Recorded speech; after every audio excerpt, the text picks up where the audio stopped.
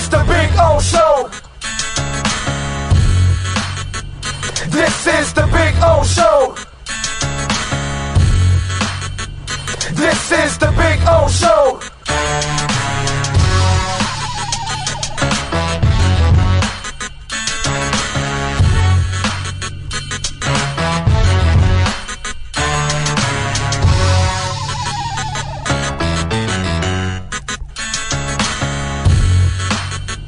This is the Big O Show. This is the Big O Show.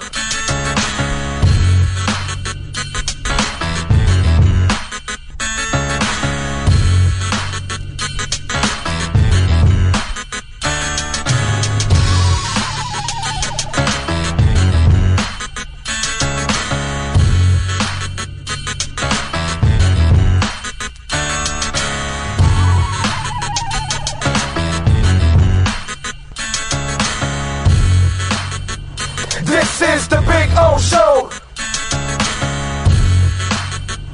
This is the Big O Show. This is the... The viewpoints, statements, or beliefs expressed on the following program by the host, guests, or callers are not necessarily the opinions of FantasyAccess.com, Media Group Inc. ownership, management, sponsors, or website. The Big O Radio Show is brought to you by Sports Grill. Good food, good drinks, good friends. Craig's Inn Acura of Pembroke Pines, the #1 volume Acura dealership in the Southeast United States. The Fort Lauderdale Police Department. The FLPD is hiring. Go to FLPDjobs.com. When it comes to South Florida sports teams, very few in the media have witnessed, lived, and covered it like the Big O. Let's start the program dedicated to your favorite South Florida teams with a passion that's unmatched. The Big O Radio Show is on. Here's the Big O. Hey, yes, sir. Good morning. Welcome aboard. Time to rock and roll. Hope you all are doing well on a beautiful Monday. Well, it's beautiful if you're a Heat fan. It's beautiful if you're an Inter Miami fan, right? I mean, that was a nice win yesterday. They've kind of been playing better the last couple of weeks. I know people don't care. They don't follow it. We've been talking about it, that they've actually been playing pretty decent. It was a nice win yesterday. Marlins save, the sweep. They at least take one from the Braves. And then, obviously, it's not a good thing today for Panther fans because the pain is real and the pain is deep. And so it's bad. So, not good on the Panthers side.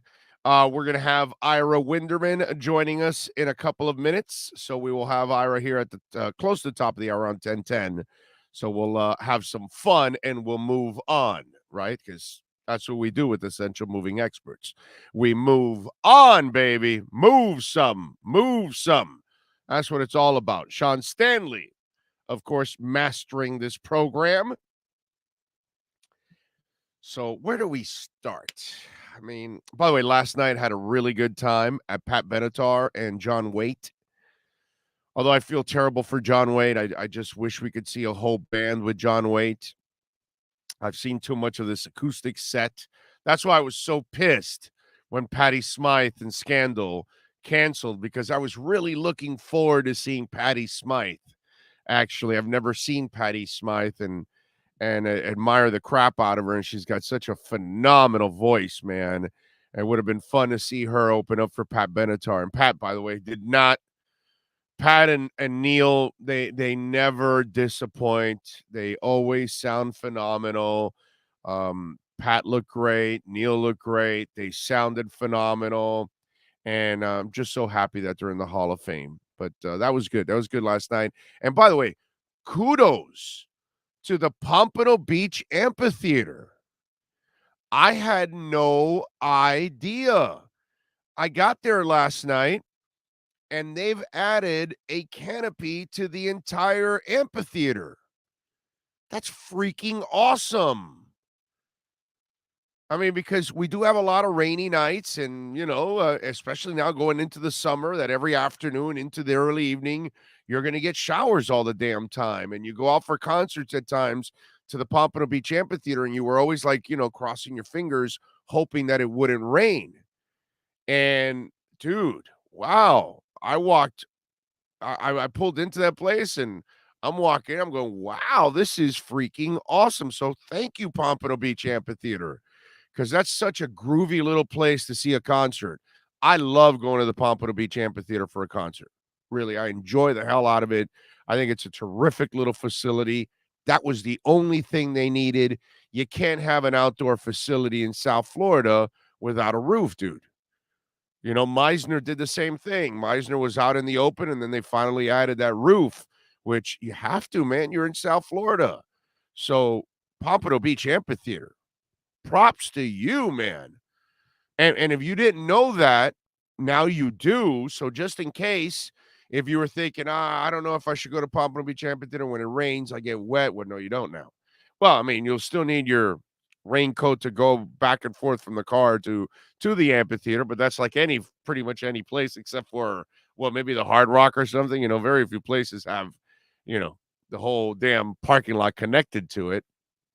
But so cool, by the way. I was like really like excited when I pulled into the Pompano Beach Amphitheater, because I remember I told you on Friday I didn't go to the Candlebox and all the other bands, Quiet Riot, whatever, because it was at Pompano Beach Amphitheater and I didn't want to deal with the rain. Now, it did rain all Friday. It was terrible, but you did have a roof. I didn't even know that myself, actually, until yesterday.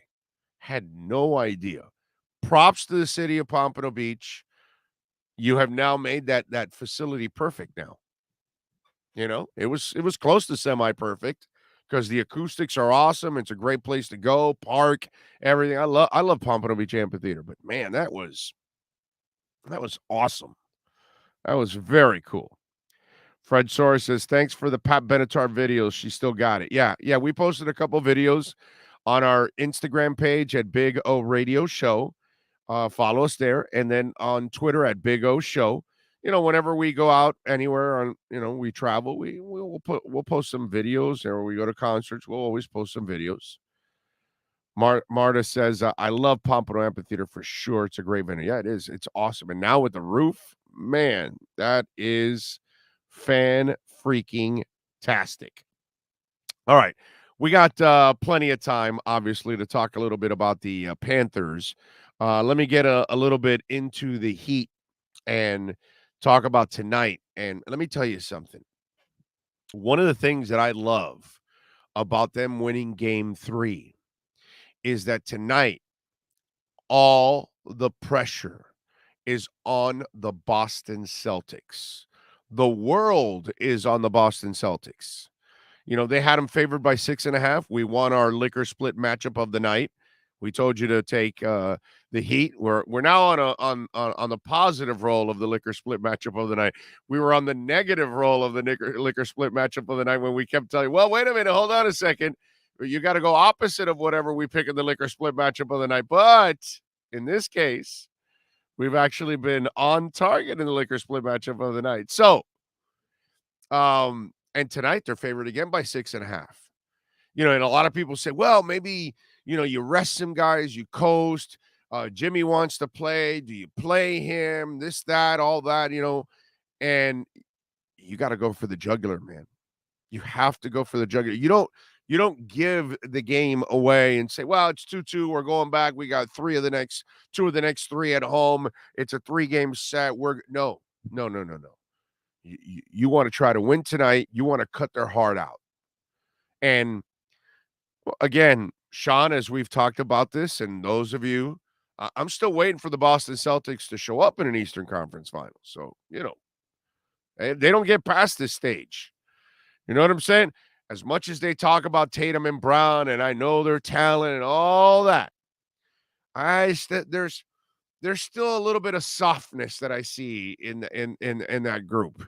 And they still underachieve while everybody talks them up. And once again, they're getting talked up again, and now they're trailing the Miami Heat. Okay? And this is a Heat team that ended up losing Jimmy Butler in the second half. And they still ended up winning. They went at halftime in with a 15-point lead. At the end of the third quarter, they had a 15-point lead.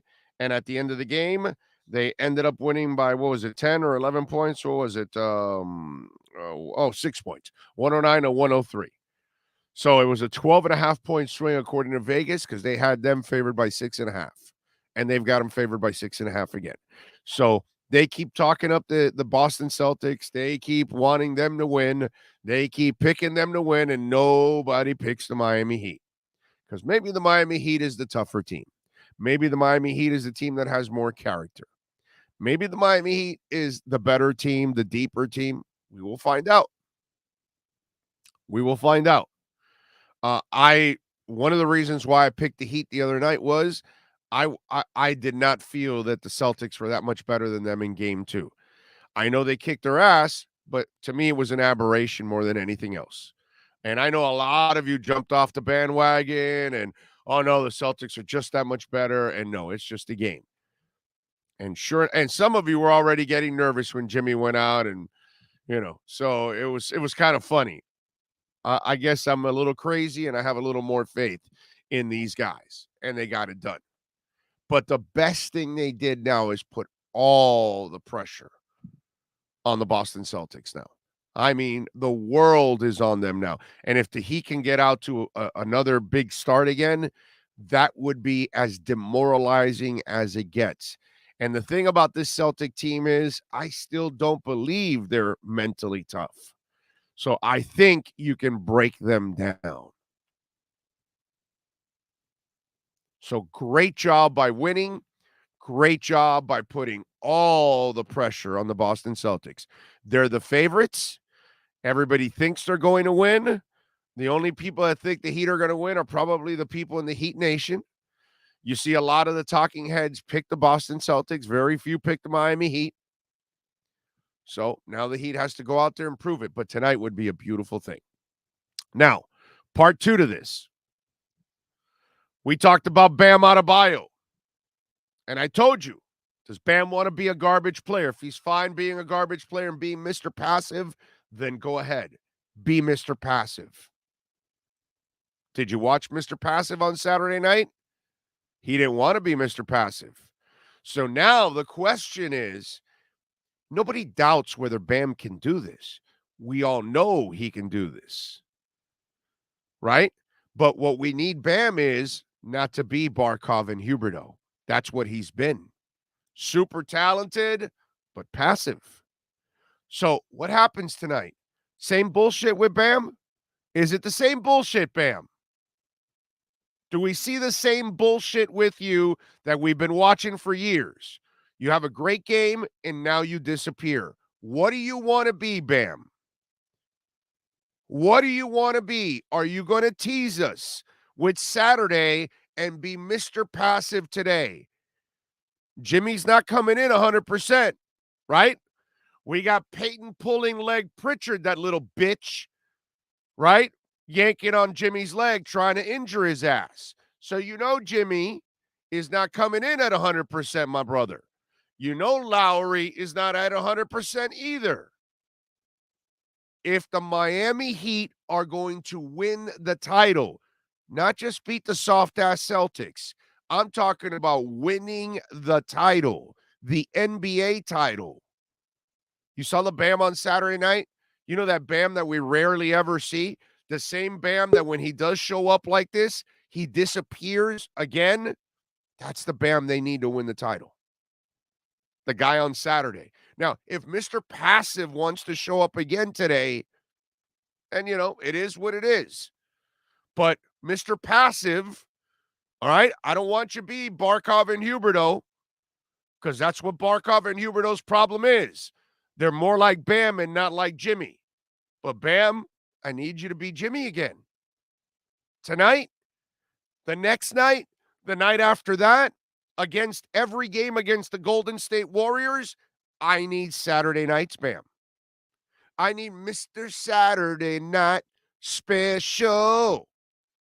Okay? Leonard Skinner is calling you out. I need Mr. Saturday Night Special. That guy's got to go in locked and loaded and wipe out the Celtics tonight. Relentless Bam is the Bam we need. Without that Bam, you do not win the title. When you have that Bam, you really are an excellent team. So it's up to him, dude. Does he want to be Barkov and Huberdeau again? Because that's what he is. Supremely talented, but passive.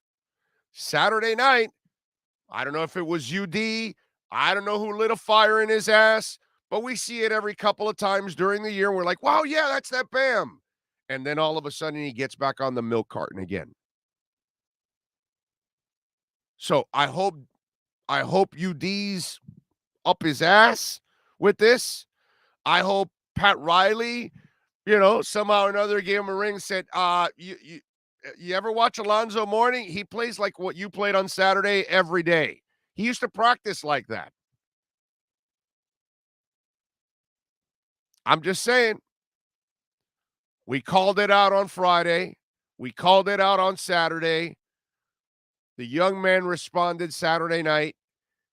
It's not a matter of responding. This needs to become habitual. It's not a matter of turning it on and turning it off. It's not a matter of you listening to the outside noise and getting motivated. If that's your problem, then listen to the outside noise. Then tune into this show, because I'll rip you a new one every time you become Barkov and Huberdeau. Oh, and Bam, by the way, do you want to see what happens to you for being passive? Go look at the Panthers. They're led by two passive players. They're led by two guys that carry your attitude on a normal basis. Because apparently the aberration was Saturday, but I want it to be the norm. I want it to be habitual. I want you to be a son of a bitch. You play with a son of a bitch. That's the best part for Bam. Bam can be greedy.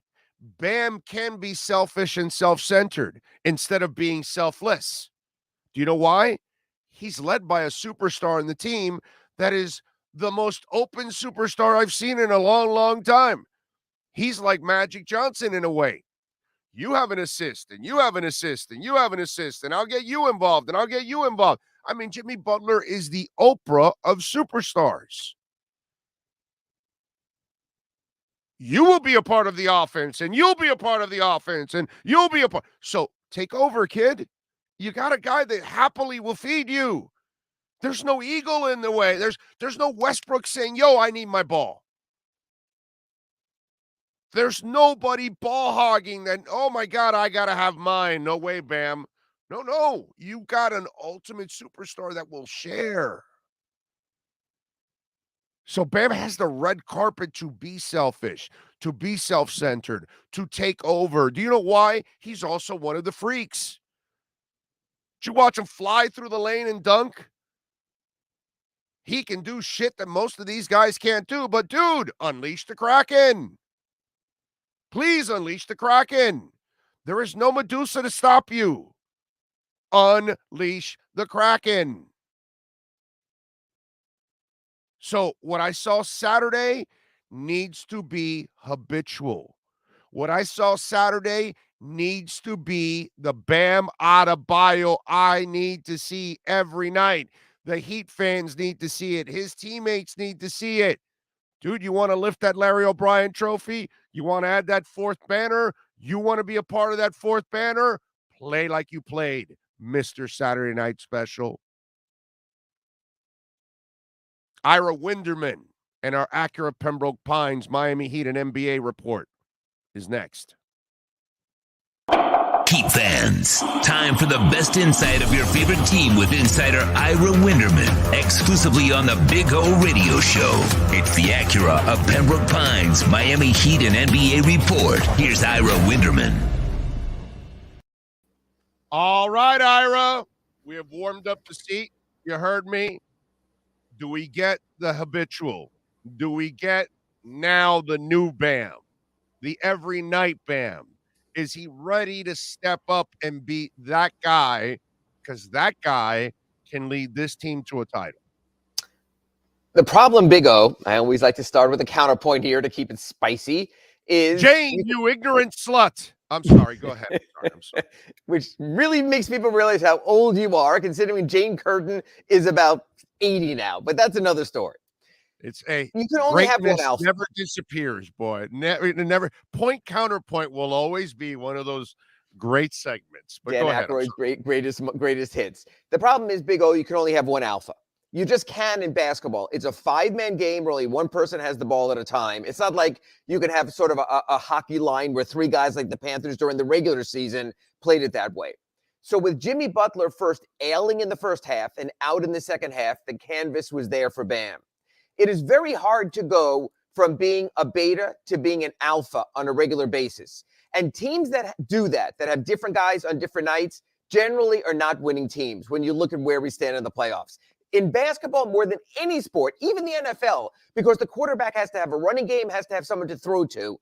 But in basketball, there's one guy. So without Jimmy there, Bam got to be that player. But you also need Jimmy Butler, and that's the problem. So Bam's entire career, he's never been a leading man. Whether Jimmy Butler was there, whether Dwayne Wade came back into town, or honestly, whether Hassan Whiteside was starting over him. But he has the most accommodating superstar with him in Jimmy Butler. And I understand that. So I would phrase it this way. I would phrase it this way. Bam Adebayo has to be a better beta. That's the thing. So in other words, if your alpha is a number 10, he's at the top thing, you can still be a 7 or 8 or even a 9 as his other guy. You can't match him. When Jimmy Butler plays, he will be ball dominant to a degree, and you want him. We saw the 41-point game, the 39-point game. It's what he does. But I think Bam defers more than a beta. It's a hard position. Scottie Pippen might have been one of the best ever. Shaq and Kobe could not coexist because of that. It's a hard life. There almost should be the big 3 figured it out after year 1. Because what did Dwayne Wade do as soon as LeBron showed up? He stepped back. He got off the ball. He played more as a cutter, but he never lost the aura of Dwayne Wade. It's a hard thing. Chris Bosh was very good about that also. Chris Bosh did that. He became whatever, alpha, beta, gamma. I don't know. I wasn't a frat boy. He became the third wheel on that team. What Bam has to understand is the NBA has Hall of Fame betas. And we talked about Scottie Pippen. James There Worthy. were so many guys, all the Lakers. I mean, in many ways, Kareem Abdul-Jabbar was a beta to Magic Johnson's alpha. Kevin McHale was a beta to Larry Bird's alpha. So that's the thing. It's almost like those are the players I would show Bam. I would say, okay, we signed Jimmy to $1 gazillion through his 48th birthday. He's the guy. But look at all these other Hall of Fame the players. Sixers don't have one, actually. They have guys that rotate around Embiid.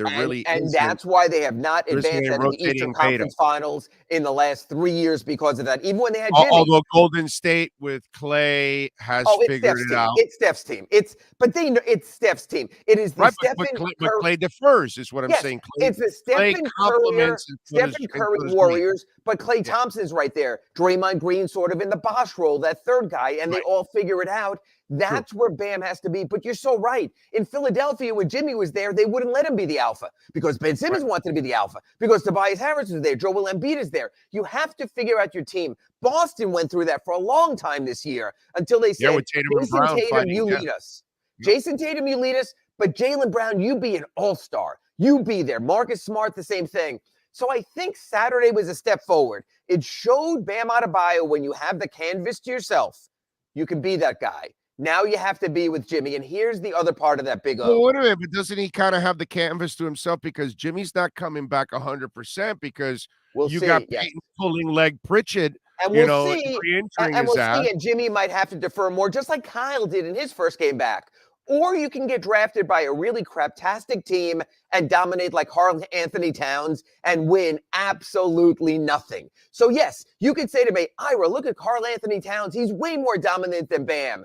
And what the F has Karl Anthony Towns ever won in the NBA? So there's a fine line there, Big O. You want Bam to be dominant. I heard you. I listened to the first 10 minutes. You almost cracked my computer screen. You were so damn angry. I get that. Yeah, but then, I want him to be pissed off. I want him to play the way he played Saturday night. Yes, He's and a he still mismatch. can do Mismatch like most of that. that. The points might come down instead of 31. Maybe it's 27. Maybe it's 25. Fine. That's fine also. Just don't make it the 16 total points in the first 2 games of the series. That is Exactly. unacceptable, and I totally agree on that.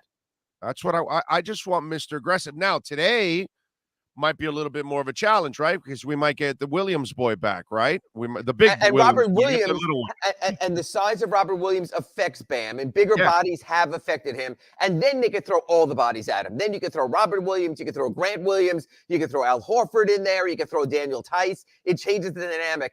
But I'll tell you one thing, and you see this in the playoffs. As soon as player A has a big game, the defense will change. So for Bam to do even close to what he did last time, he's going to have to be better, because the Celtics are not going to let themselves get beaten by the same player in consecutive games. You see that all throughout these playoffs. So it has to be by consensus with the Heat. It has to be by committee and ensemble, but it has to be, unlike with the Panthers, players at the best versions of themselves. You expect Jimmy to play, right? I mean, I do expect Jimmy to play. There was a lot of mitigating factors in there, and I think he just didn't feel himself. I also don't know if you get a chance, or Sean can grab it. There actually was a GIF that came out of Peyton Pritchard grabbing Jimmy Butler's knee. Very much in the vein we've seen other plays in these playoffs where people made a big deal of it. And I think that might have been a little bit over the top by the Celtics. But of course, here in Boston, they can do no wrong. His name is Peyton Pulling Leg Pritchard, is what I'm calling it. It really was. And those are dangerous plays with the explosion of these guys. But yeah, I think Jimmy will be back. Whether he'll be 100%, this is another one of those where you just have to watch the start of a game and see what he looks like. No, I'm hoping that he can, but that's why I think there's also hope for Bam, because in a way, he's not going to be 100%. Kyle Lowry's not 100%. Right. So PJ Tucker's not 100%. You know, you kind of need Bam to Tyler really. Herro's not 100%. Yeah, and all that. Yeah. And by the way, and you know what, Big O? I'm going to go another direction from you. Does Tyler play today? I'm going to go another direction from you.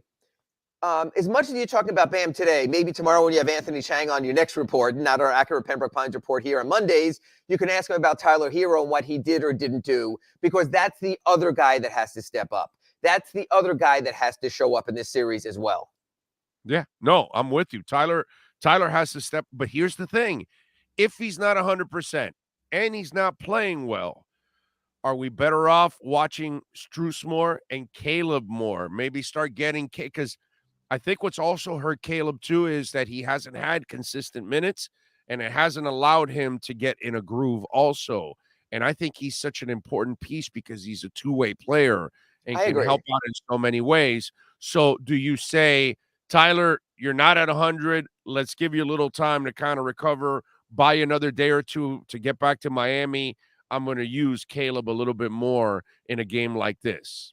No, I'm going to say no for this reason. You need your best players to at least try to be their best. It's so hard to score in this series. It's a rugby scrum every time you're down there in the half court. So I think more than anything, you've got to let Tyler try to spread his wings, because you know what, this thing probably is not going to end in 2 more games. It's probably going to come back here for Boston for 6. It very well could be Sunday at FTX Arena for 7. So I think you've got to get Tyler on track, and you have to get him back on track for this reason also, because maybe you make the NBA Finals. And I got to tell you, in an NBA Finals, we know the Warriors are going now. No NBA team has ever blown a 3-0 lead. You're going to have to score points. 106, 109 ain't going to get it done against those Warriors. And for the Miami Heat to score points, Big O, you're going to need not only Jimmy Butler, you're going to need Tyler Herro and Bam Adebayo and Kyle Lowry, because none of these guys are 40-point guys. Most of these guys can be 20-point guys. So I think you've got to find a way to get Tyler going. You are not going to get the ultimate prize filling in for Tyler. You need better Tyler, and Tyler needs better Tyler because he's due for that extension. So when I'm out there in Vegas with you in Summer League, and we're doing our accurate Pembroke Pines reports out there from Vegas, and we're doing our Sloman's Home Security weekly shows out there from Vegas, and you're saying, Ira, Tyler's due for his max extension. You can't give this guy a max. I hope there's more of a playoff body of work where I can make an argument for you, or else, I think, and maybe write this down in your little black book there, I think that's going to be a hell of a debating point during Summer League when it comes to Tyler Herro's extension and how much might be too much. Well, I'll follow up with this. Any disgruntled stars available this offseason? Like real ones, not like Westbrook or something. I'm talking about like legit ones that they could trade for. Because I'm just saying, Tyler and Duncan and a first-round pick all of a sudden become a package. I gotta tell you something interesting. It's not going to happen. But I was talking to someone involved with the Heat, and they were watching the game the other day, and they said, man, that Grant Williams would be really good alongside Bam Adebayo. Now, I can't just shake players free. I'm not a rumor monger. But here's the deal. For the last 3 years, the Heat have had a short-time, older power forward, 3-and-D spacer, worked out very well, to a degree. 2 years ago was great with Jay Crowder. Last year was good enough with Trevor Ariza, not great. This year's been fantastic with P.J. Tucker, who does have a player option. They're going to have to fill that void again, and you have to fill it with the right player, and the names I just gave you are the perfect example. Worked out great with Jay Crowder. Worked out great with P.J. Tucker. Not so good right there when you're talking about Trevor Ariza. I think that's what they've got to do. This team, the money they're spending, Big O, max contract Jimmy Butler, max contract Bam Adebayo, near max contract Kyle Lowry, extension contract Tyler Herro.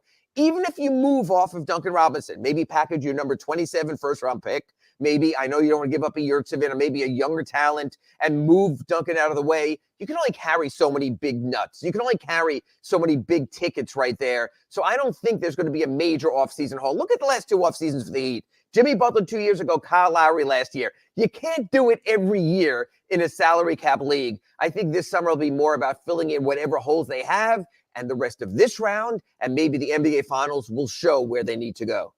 Can we send Yurtsevin in there tonight as a Terminator or just pull Peyton Pritchard's leg off of his body too? I mean, I just do a Dallas Mavericks.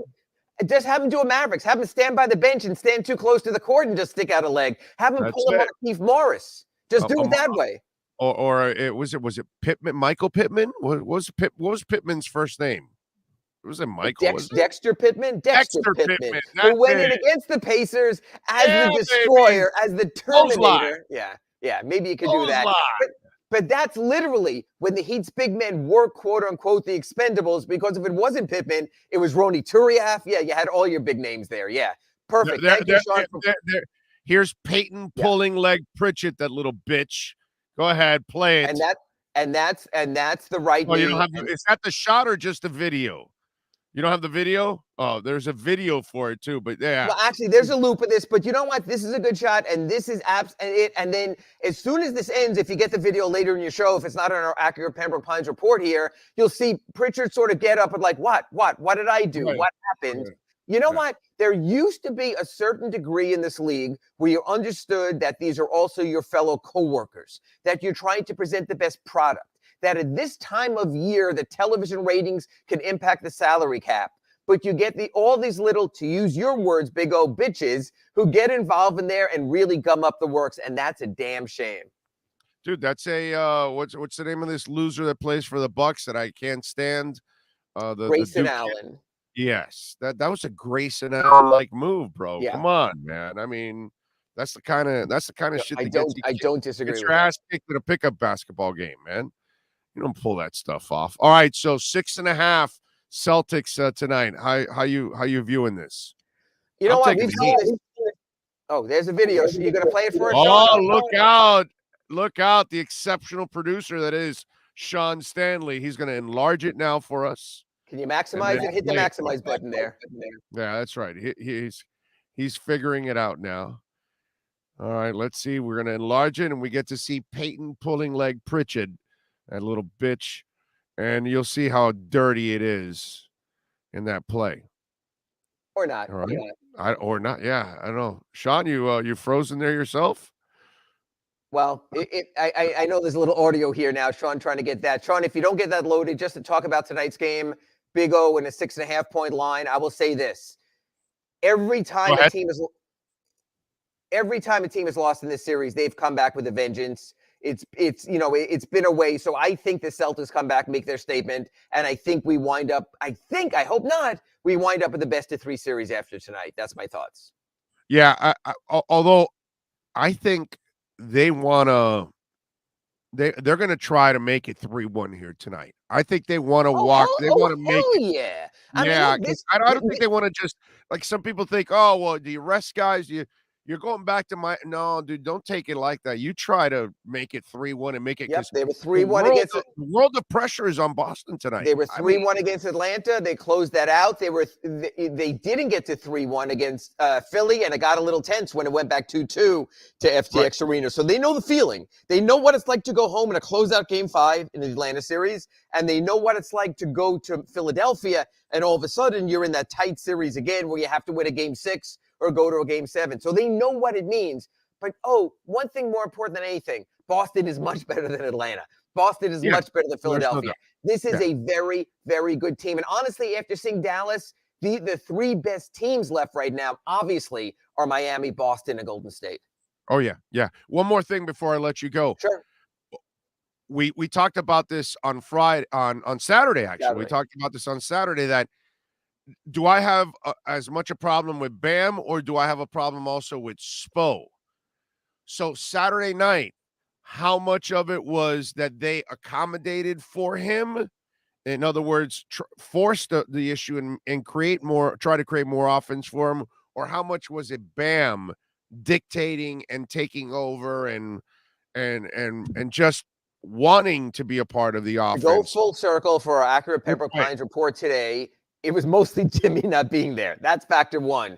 But two, it was Bam Adebayo seeing and sensing, because Jimmy wasn't there, the opportunity was there, and seizing the moment. And I think what he does today is what he always does. He will size up the situation. And if Jimmy comes out and is hitting threes and is scoring, he'll step back and he'll say, I'll just take the W. But I think now, after what he did in Game 3, if Jimmy is off with his game in the knee, is off with his shot, if Kyle isn't up to speed, Bam will say, okay, you had your time, now it's my time. And I think it'll be more go time. But tonight he'll be playing against traps. He'll be playing against double teams. He'll likely be playing against Robert Williams. So it will be a different scenario than what he faced on Saturday as well. Yeah, the only thing I find dangerous in that is then you allow him to get back into his passive ways, where I think now that you ignited a fire, keep that fire going and keep throwing logs into the chimney and say, no, dude, don't let him ever get, passive. Don't let him get comfortable. Keep him on an edge. Let's keep feeding him and keep him there involved constantly. I just think if you're Jimmy, if you're Spo, if you're even Lowry, you got to say, no, we need to keep this guy ignited all the time. Not be the focal point, right? But we can't forget about him anymore, because then he gets into that malaise and we're not better as a team. That's the thing. I agree, but again, he takes measure because that's what a Bam does. So we will see. All right. What you got working on anything at the Sunset? Yeah, I got a couple of stories. This thing took on a life of its own when the midseason ESPN called the Heat the dangerous loomers. Heat social media exploded. So I did a story about the dangerous loomers phenomenon, how ESPN in midseason said the Lakers and the Heat are the same team and they're both going to come up short. I don't remember the last time I saw the Lakers playing this year, but I know I'm going to walk out this door to shoot around and see the Heat playing tonight. So Heat social media and Heat Nation out there really has had fun with that. I did a story on that, and I did my Ask Ira at sunsentinel.com on this absurd notion that the Celtics have won 10 quarters out of the 12, so they're having a good series. Like, what? Like, I've been doing this for 34 years. It's the first time I've heard someone say, but we've won more quarters than you. So I did hold on a second. Ira, I don't think you're aware of this. They're giving away piggy banks today at the TD Center because they're really into, piggy banks. They count their quarters. They don't count games. They count quarters there. So, they're big on piggy banks there in the Boston area. So that's right. What it is about. We should invite up the Gators, Mr. Two Bits, then, and he could be here and fit in perfectly also. Yeah. So when you see a Celtic fan, hand them a piggy bank. I'll hand him a quarter. The guy in the corner, I'll take care of him and say, here, you just won the first quarter. There you go. I'll take care of him. Catch you again for a full hour on Wednesday, 9 o'clock on our Sloman's Home Security Inside the Paint, and I'll sleep after the playoffs. Thanks, Big O. You got it, baby. There you go. Ira Winderman and our Acura Pembroke Pines Miami Heat and NBA report. You've been listening to the Acura of Pembroke Pines Miami Heat and NBA report with Ira Winderman. When you're looking for award-winning service and great deals from the #1 volume Acura sales dealership in the Southeast United States, you go to Craig's Inn Acura of Pembroke Pines at 15601 Pines Boulevard in Pembroke Pines. Gotta love it.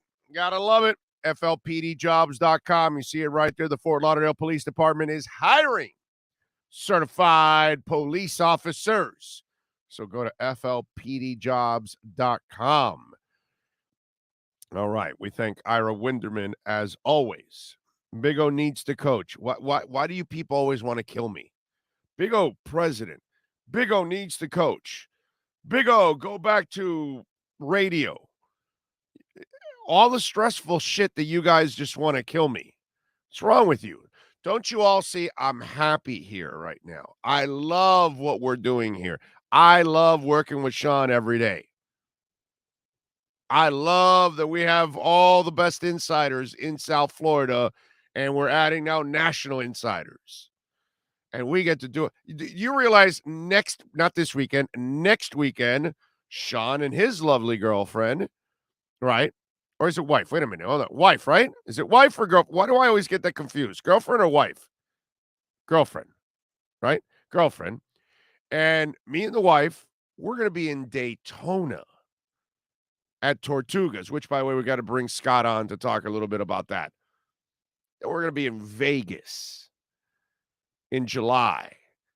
And next year, it's the East West Shrine Game, the Senior Bowl, the Combine, all the normal stuff that we're doing for 20 years, back on target. You think I can do any of that in radio?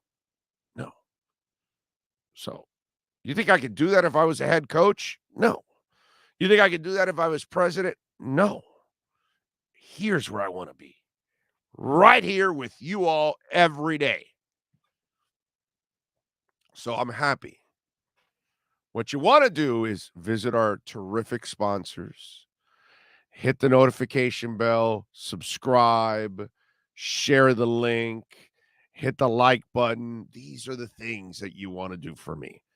Don't kill me and put me in the president's seat or a head coach or anything like that. No. Right here. No stress right here. This is normal for me. This is natural. Okay? So that's all I'm saying. Look out for me, please. Take care of me. Don't put me in those kind of positions where I'm sure to die. Anyway, I'm looking forward to the Heat game tonight, man. It's going to be a lot of fun. And hopefully they can go up 3-1 and really put the pressure and just make the Celtics fold like a cheap tent, man. Oh, love it. All right. There is a techno mix version of the Meow Mix theme song could be played during the Kitty Cats game. Yeah, it could be. Boy, the Panthers, man. I got to tell you, dude. It is just, I mean, I gave up on them after the second game and all that. I don't know if Drew Boo is here on the chat board. He got all bent out of shape when I said, their season is over. I've given up on the Cats after the loss the other night. And he was like, oh, come on, all this, that. I'm sure that after yesterday's performance, he's probably like, yeah, I think O was right on that one. But it's just funny how some of you got butthurt about it. But you see it. What can I tell you, man? Huberto and Barkov don't have it. They don't have it. I don't care how talented they are. They don't have it. They're not sons of bitches. They're not mother effers. That's what's going on with the Panthers. Let me explain what the Panthers need to do. Okay? And the beauty of our show is we're going to always tell it like it is, no matter what. We're not tied to any teams. We don't have to kiss anybody's ass. I love Viola and Sifu. The Panthers have great owners. I love their new GM. I think Bill Zito's excellent. I think Andrew Burnett is over his head. Wrong coach. But it's not their fault. They lost Q in the middle of a season. You can't do anything about that. They had to take over with the interim coach. It is what it is. You move on. You gave the guy an opportunity. He's not a difference maker. What happened in the regular season, the team was already on cruise control. So I don't really count any of that shit. If you were going to be a great coach, now's when you had to show it to him, and you haven't been a difference maker. So it is what it is, and I feel bad for Andrew Burnett, but you can't keep him. Look, a couple years ago, I was the first guy to have the balls to say Dale Talon is done. You cannot bring him back anymore. You must fire him. Nobody in town, nobody on the Panthers had the balls to even think about it or whatever. Okay? Eventually, everybody got on my side, from writers to obviously the ownership and front office, and they made the tough decision, the shocking decision that you had to fire a Hall of Fame-like GM in Dale Talon because he hadn't done anything in a long, long time. And while he drafted Ekblad and Barkov and Huberdeau, none of them are anything like the guys he got in Chicago and Kane or whatever. So you didn't get the guy with the edge. We talk about edge energy drink, and you literally need an edge in anything in life to be successful. In business, in anything, you name it, sports, music, whatever, you're going to need an edge. Barkov and Huberdeau don't have that edge.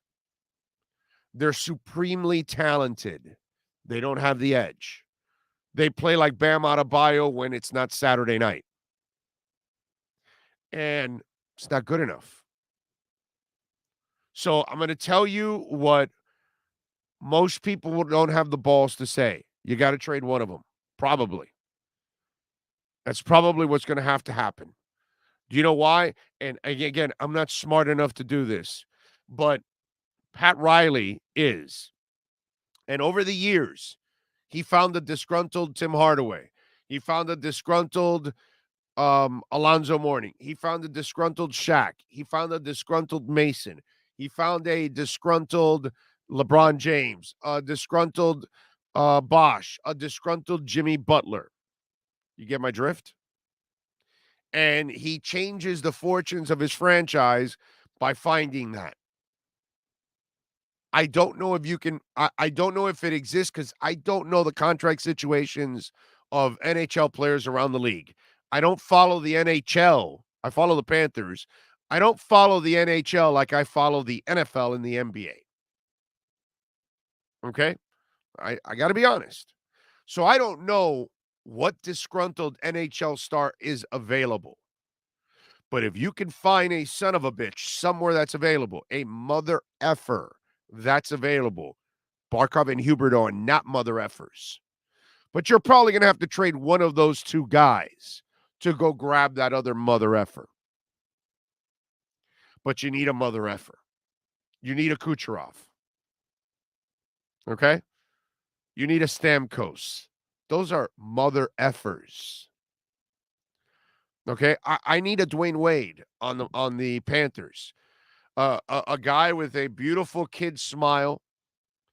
And then in the fourth quarter, you look at the boyish looks, and then he turns into a son of a bitch and cuts your heart out. I need an Alonzo Mourning who is a relentless mother effer, and you're not going to stop him. And he's an undersized center that will be a defensive player of the year because you're not going to tell him he can't be that. Because why? Because Alonzo Mourning with kidney replaced is a son of a bitch. Go watch the Dallas series. The most important center in that series was Alonzo Mourning, not Shaquille O'Neal. And it's not to say Shaquille O'Neal wasn't a son of a bitch, because obviously he was one for a long, long time. But in that series, it was Alonzo Mourning. Okay? You got to trade for that guy. I don't know if it exists. We'll ask George Richards tomorrow after the Panthers are eliminated tonight. But they got to go find that guy. That's what this offseason's about. This offseason is about going to get a proven coach, one, and two, you need to make a shakeup to this roster. It's a really good roster, but it's a roster made for the regular season. You need a son of a bitch that leads that team, and they don't have him. Now, I don't know, dude. Maybe Anton Lindell is that. Maybe some of the young guys that are coming up, maybe they have a son of a bitch that's coming up, but you can't count on that right now. Verhaeghe is the only one that's played like a son of a bitch. Only one. Only one that's been a mother effer. Without him, they don't get past the Caps. Barkov and Huberdeau, you guys are an embarrassment, bro. You guys are a disgrace. As good as you are, you have folded like a cheap tent in the most important part of the season. And I'm tired of Barkov's goober ways. And for those of you that don't know who Goober is, I guess look it up. I'm sorry. I don't know who is the modern day Goober now that everybody can relate to. Who's the Gomer Pyle now? Who's that guy now in pop culture that I can make that reference that everybody will pick up on at every age? Because obviously younger people will not pick up on the current reference I used. Ekblad hasn't been the same. Yeah, but you know what? I don't count on Ekblad to be Huberdeau or Barkov. You know what I'm saying? And Ekblad has his own issues with injuries now the last 2 years, which is not a good thing. He can't stay healthy now the last 2 years. That's been a problem too for him. So Barkov shouldn't be a captain. He has shown no leadership. No, it's neither one, dude. Sorry. And that's why the Panthers are in the position, because they don't have anybody that can play with an edge. None. And I don't even know, by putting some edge energy drink behind the bench, that would help these sorry asses. They don't play with an edge at all, dude. You want Butler? He plays with an edge. You saw Bam on Saturday night? That's playing with an edge. You see Max Strus playing with an edge. How about Max Strus when they were asking him about how loud and all that? He goes, yeah, but I also saw it get really quiet. That was like, yeah, Max Strus. Yeah, that's a son of a bitch. Max Strus is a son of a bitch. How do you like that? That's a relentless mofo. That's a fearless mofo. That's a guy that looks forward to hitting a three on your head in a key moment. And he did that on Saturday night.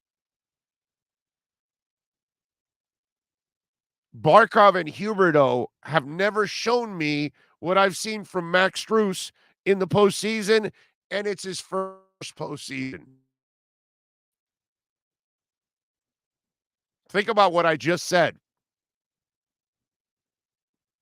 Max Strus has shown me more cojones in the postseason than Barkov and Huberdeau. Are you listening? Are you paying attention?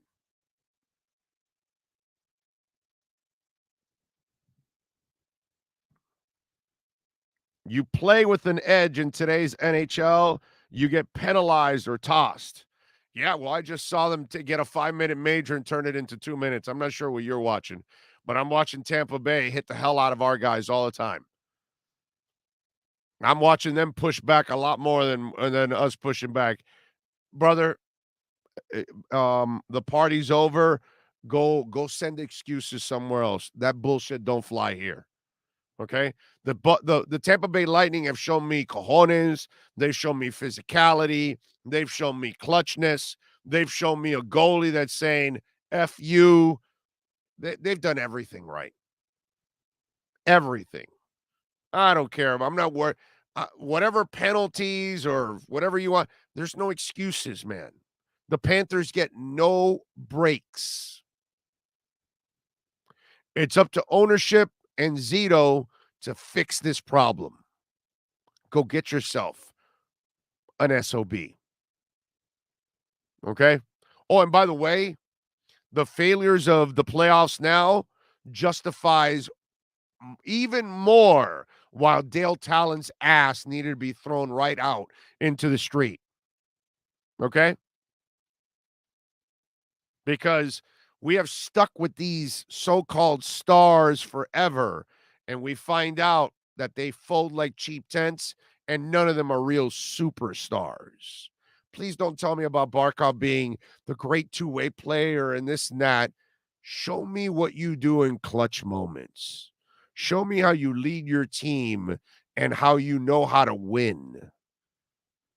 So all the bullshit you do in the regular season, none of this means anything to me. Nothing. What means something to me is watching Jimmy Butler, the way he has come over, become a leader, elevated everybody around him, and then when you need him, he says, "Oh, you need me to take over? I'm taking over." That's an alpha dog, bro. That's an alpha dog. That's a guy that can spread his wings and he can stand on his own. I don't see that with Barkov and Huberdeau, man. David Triana says, when Strus hit that 3, I was so stoked. I threw my phone down and cracked my screen. Wasn't even mad. Thankfully, I was able to upgrade my phone. that 3 by Strus was like, that's like you got there and you just like placed your nuts on the table. Oh, wow. I knocked out Alarmo there. That's how much your nuts like weighed. We knocked out Alarmo there. That's all. That's what Strus did. He just laid his nuts right on the table. Said, here I am. You don't like it? Too bad. I love that guy, bro. Love that guy. You know, that is one dude that you better keep, man. You better keep. Dude can play defense. The dude is fearless. He fills the lane. He'll slam you. He'll hit a big-ass 3. I love everything about Max Strus, man. I mean, who doesn't? Don't forget to smash the like button. Mob Rule says, I remember David Schultz of the Flyers. He was a real SOB, most minutes in the penalty box record. Yep. Jay says, I don't like hockey and I'm Canadian. Isn't that like against the law in Canada? Aren't you like supposed to go to jail? Oh, you must be in America. I don't know, dude. In Canada, you don't like I think you should go to jail in Canada if you don't like hockey. Next thing you're going to tell me is you won't drink a Molson. I mean, come on. What's wrong with you? You're not Canadian, sir. In fact, you're a hoser. Panthers made plenty of trades, but didn't get any game changers. Yeah, they didn't find a son of a bitch. All right.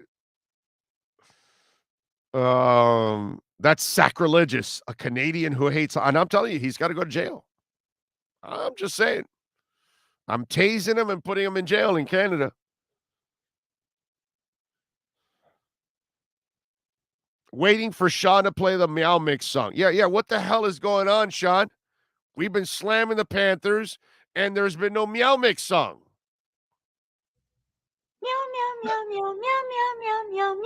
That's the Panthers theme song.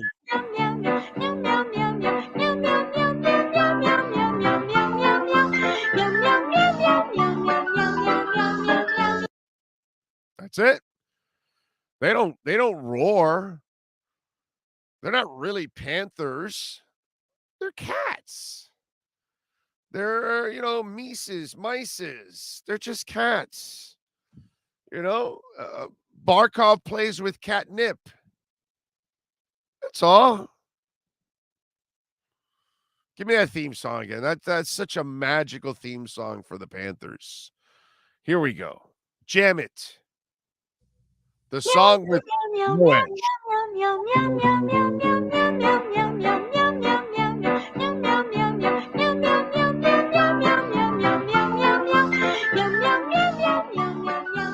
Barkov get in his car after a game and that's what he just listens to on the way home? Right?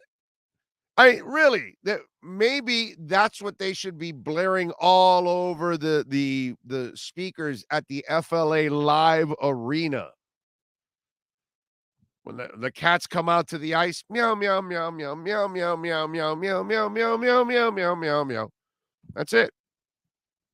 We should probably change the logo too.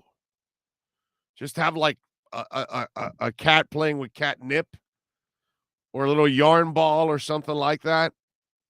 I think that would go perfect. By the way, if you want an edge, unlike the Panthers, you want to feel more like the Heat, go to myedgedrink.com. Okay? The most delicious, smooth, and zero aftertaste energy drink on the planet. Delicious, smooth, zero aftertaste. Out of this world. myedgedrink.com. Use the code Big O. You get 10% off your shipping. Or 10% off your order, that is. I'm sorry. 10% off your order. Okay? So myedgedrink.com. You can have the edge there. Maybe they should give this to Barkov and Huberdeau. Maybe they will get an edge. I don't know. They need any kind of help possible. myedgedrink.com. Big O, a Canadian that doesn't like hockey is like a Mexican or Brazilian that doesn't like soccer. Come on. What's wrong with you? Yeah, exactly. The hell is wrong with a Canadian that doesn't like hockey? I don't believe he's Canadian. That's all. He tells us he's Canadian. I say he's lying. I'm going with a liar there. At least when the Heat were swept, we were the 6th seed and full of COVID and injuries. Imagine being the number 1 seed in hockey. Now, but Jose, anything can happen to the Heat, and you can be pissed off about it, but you move on. You understand? The Heat have done this for 25 years plus now with Pat Riley. So with me, the Harrison family, Pat Riley, and Spo can't do anything wrong anymore. Do you understand? There's I don't care what kind of a bad season or back-to-back seasons or whatever they've had. I'm never, ever going to think, oh, I got to change the coach. Oh, I got to change Pat Riley. Oh, I got to change the ownership group. No, dude. It's already time-tested. You're not going to win the championship every year. You're not going to, win 80 games every year or whatever. But the Heat, more often than not, are going to have awesome seasons. More often than not, they're going to go to the playoffs. And more often than not, they're going to have a better chance than most teams to get to the NBA Finals or maybe even win it. So, with the Heat, they're already past all this bullshit. We can be disappointed about a Heat season. We can never, ever be disappointed about the franchise, the coach, the front office, the ownership group. You understand what I'm saying? We're way past that already. Okay? These people can be here forever as long as they want. I am not going to come. I may complain about a player. I may say, you know what? I'm not a fan of this Lowry deal long-term, which I'm not. Hell, it's already turned into a bad deal in its first year. And I thought it was going to take the second or third year for it to turn into a bad deal. But, I can disagree with this. I'll never, ever, ever. You'll never hear me, oh, Harrison's got to sell. Oh, well, Riley's got to go. Oh, Spo. They've earned it already, dude. Done. They're capos. They are generals. They are the bomb. It's over. The Panthers, they haven't earned anything. Nothing whatsoever. The ownership group has earned my respect because they're doing everything right and they're doing their best and they've inherited all of this. And along the way, they've figured things out and they've gotten better and better. Oh, we inherited Dale Talon. He's got to go. And they've added players and they've gotten better. And now they're figuring out, now that they're getting to these bigger stages, they're figuring out that Huberdeau and Barkov aren't the real leaders. They're not superstar leaders. So now you've got to tweak that part now. And you're going to have to tweak your coach. You had a coach. You went and got Quinville. One hell of a coach, but unfortunately, you had the mess that he had in his past. So now you got to go find another great coach, and they'll do it. But the players haven't earned jack shit. The head coach hasn't earned jack shit. And that's the problem with the Panthers. You can't trust the players yet. They haven't earned that from us. Unfortunately. But the Heat has earned everything, dude. Everything. And any of your friends or family members that ever complain about the owner, the front office, or the coach and want to change, just tell them, look, dude, you have no idea what you're talking about. Just be quiet. I've said this for many, many years. I learned from my Shula experience. Once you have the guy, deal with some of the little peaks and valleys in all of it, but overall it's going to be mostly peaks. And that's what it is with the Heat. Once in a while, we'll have a valley. Deal with it. Move on, bro. You have your good days, you have your bad days, you have your good weeks, you have your bad weeks, you have your good years, you have your bad years. Life is life, and you move on. But the Panthers, they have not earned that. Only the Miami Heat organization has earned that. Not the Panthers, not the Dolphins, not the Marlins, not Inter Miami, and not even Canes football. You don't have anything in place in any of those that says championship caliber, top to bottom, you're going to be the kind of franchise that's going to have a shot. None of them. Only the Heat. It's hard to get there, man. But the Heat have gotten there. They've earned it. Good morning, Big O. Miami Heat is the only team with cojones in this town. They took care of business on Saturday, and hopefully we can get the win tonight. I'm with you. Good job, Tony. Chris says, if Brunette was a good coach, he would show footage of the 96 Panthers and what they did to make the Stanley Cup. Even though they didn't win it all, they did everything it took to get to it. Two different kinds of teams, Chris. Two different kinds of teams. Bring Q back. Yeah, I don't think they can do that, unfortunately. Let's see. Frankie says, one of my favorite all-time Panthers was John Van Beesbrook and Pavel Bure. Panthers could use a Coach Q right now. They should get rid of the Coach Bruno and bring in an experienced coach. They will. They will. I have a feeling that they will. I don't know if they have the balls to make the move of having to either trade Barkov or Huberdeau, but they're going to have to acquire a superstar somewhere. They're going to have to acquire a SOB. All right, we got 1 hour down. We got 2 more to go. In hour number 2, Alan Poupart's going to join us. We will talk a little hockey with him and a little Miami Dolphins at 11:30. Marcel Louis-Jacques will join us at 12:30. Got a bunch of stuff. No more Barry Melrose, by the way, Rich V. That's been tried and tested already a couple times, and it's failed. Yeah, no more. It's all right. Leave him on ESPN with his oversized suits and all that stuff. He's let cool as the rule stay there over on the TV. Okay. Big O, when are you coming back to Slattery's? Brandon, I don't have any plans right now to go to New York, now that I think about it, till next year when we go to Sloman's again. And I haven't talked with the folks at Sloman's yet when we're going to go back. But eventually it'll probably be when we go back to Sloman's. Because we're going to make it a yearly thing, visiting the folks at Sloman's. But that'll be next year. So this year I don't think I even have a concert at MSG. At least for now. I mean, let me say that for now. You never know. But at the moment, no. All right, let's take a quick break. Hour number 2 is next.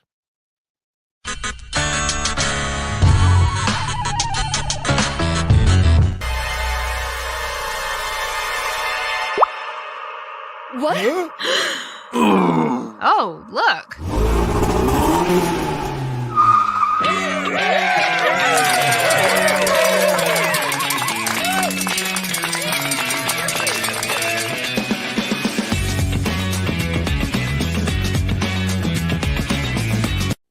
your warehouse looking good while staying efficient, there's only one place to find the finest racks in the business.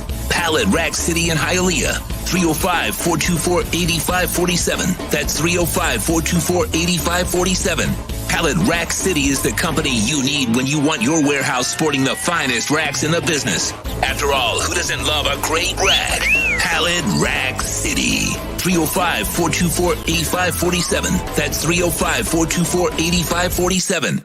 Welton Rayom has more than 62 years of litigation experience handling insurance disputes. They're committed to resolving even the toughest insurance claims quickly. Call them for a free consultation. 954-966-4646. At Welton Rayom, they don't get paid unless you win. Property damage claims to your home, business, or condo as a result of a hurricane. Welton Rayom can help. Water, mold, fire, smoke damage, Welton Rayom can help. Call 954-966-4646.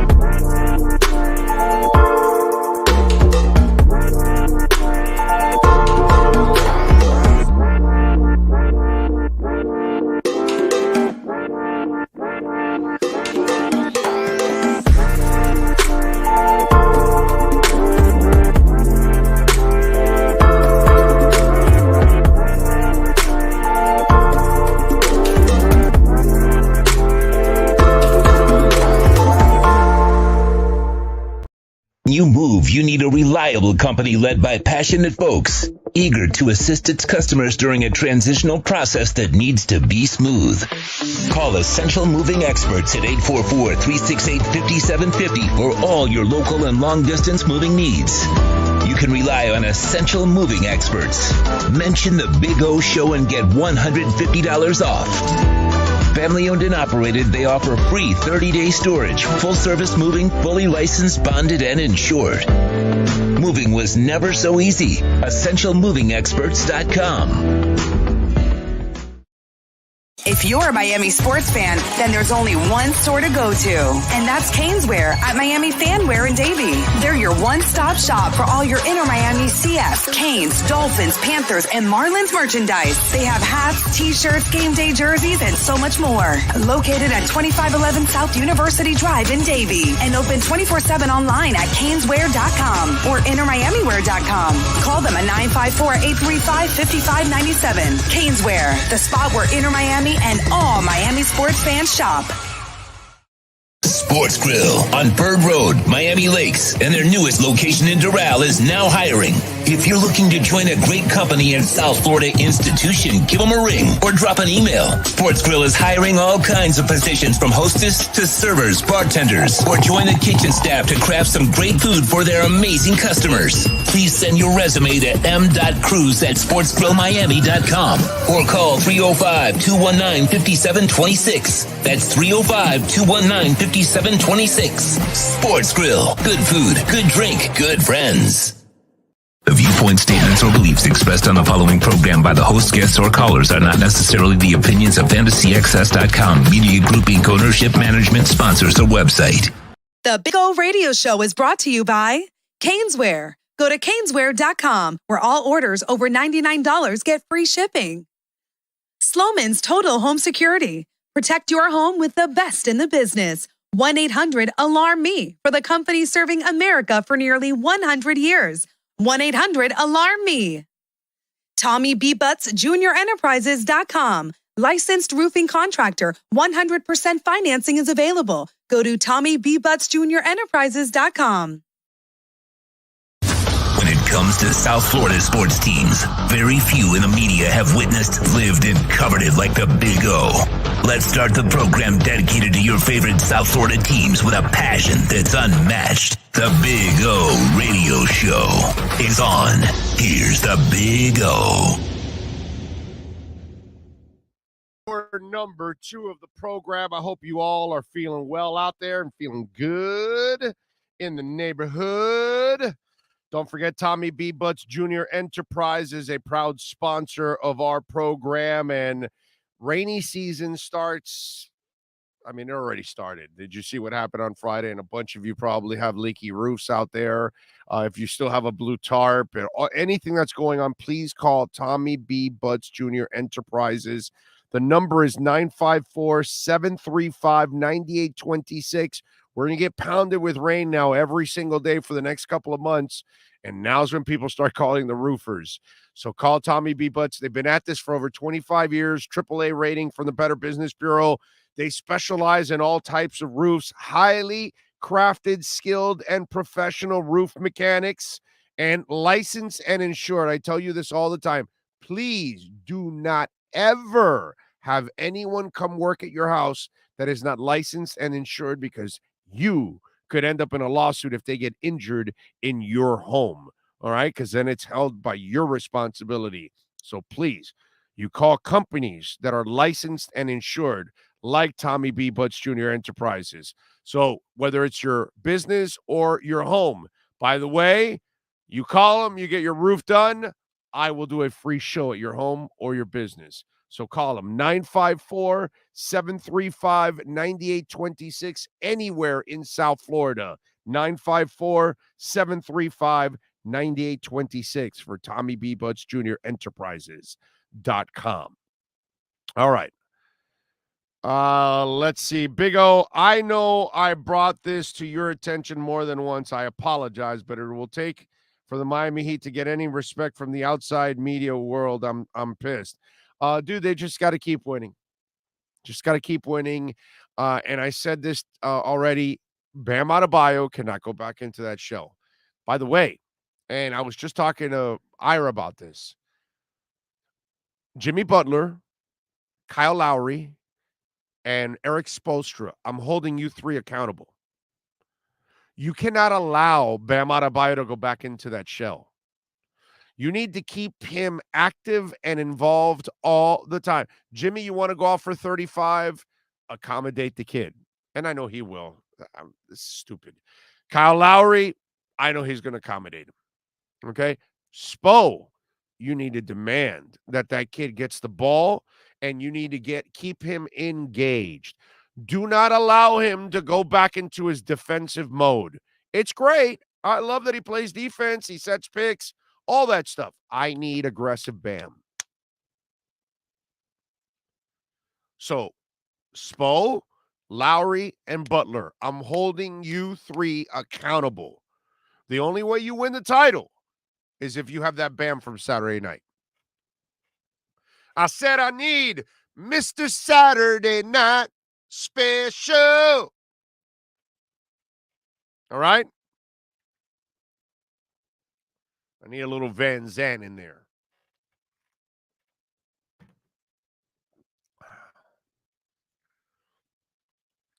Derek, happy birthday. Apparently it's his birthday today. And let's give him a shout out. Everybody wish Derek Sibley a happy birthday. Let's rain down some happy birthdays on the weatherman. Happy birthday, Derek. Let's see what else. At least Inter Miami CF looked solid yesterday evening. Hoot, hoot. In 12 minutes, Higuain ran 6 of them, and the Marlins won. I was watching the Cats right now. He'd have it tough tonight. Dale. Dude, the Inter Miami squad has actually played well for the last month. They've played some pretty good soccer.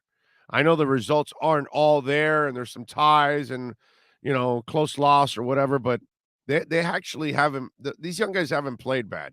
And the whole Higuain off the bench thing wasn't bad either, And I think Neville kind of talked about that's going to be kind of his role, which is what it should be. There's no reason he should start. Campana is the guy. Hit the post yesterday. So, yeah, they're good. They're good. Just leave Chris Henderson alone. Let him build the damn team. He'll make up for all the mistakes they've had the last couple of years. It'll take him a little bit to get this team back on track to be a contender, but he'll get there.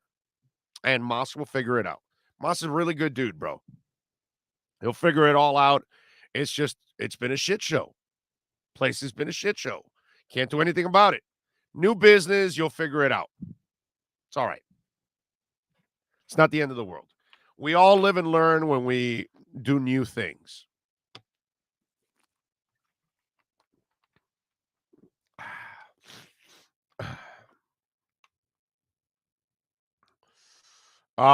Liverpool or Real Madrid, you're asking me? I'll go with Liverpool. Nyborg says, back in the 90s, Detroit Red Wings had a tough SOB named Robert Probert, and Panthers need to find them one or two players with similar mean streaks. Yeah. That's some guy named Iserman or something. Yeah, he was actually pretty good too.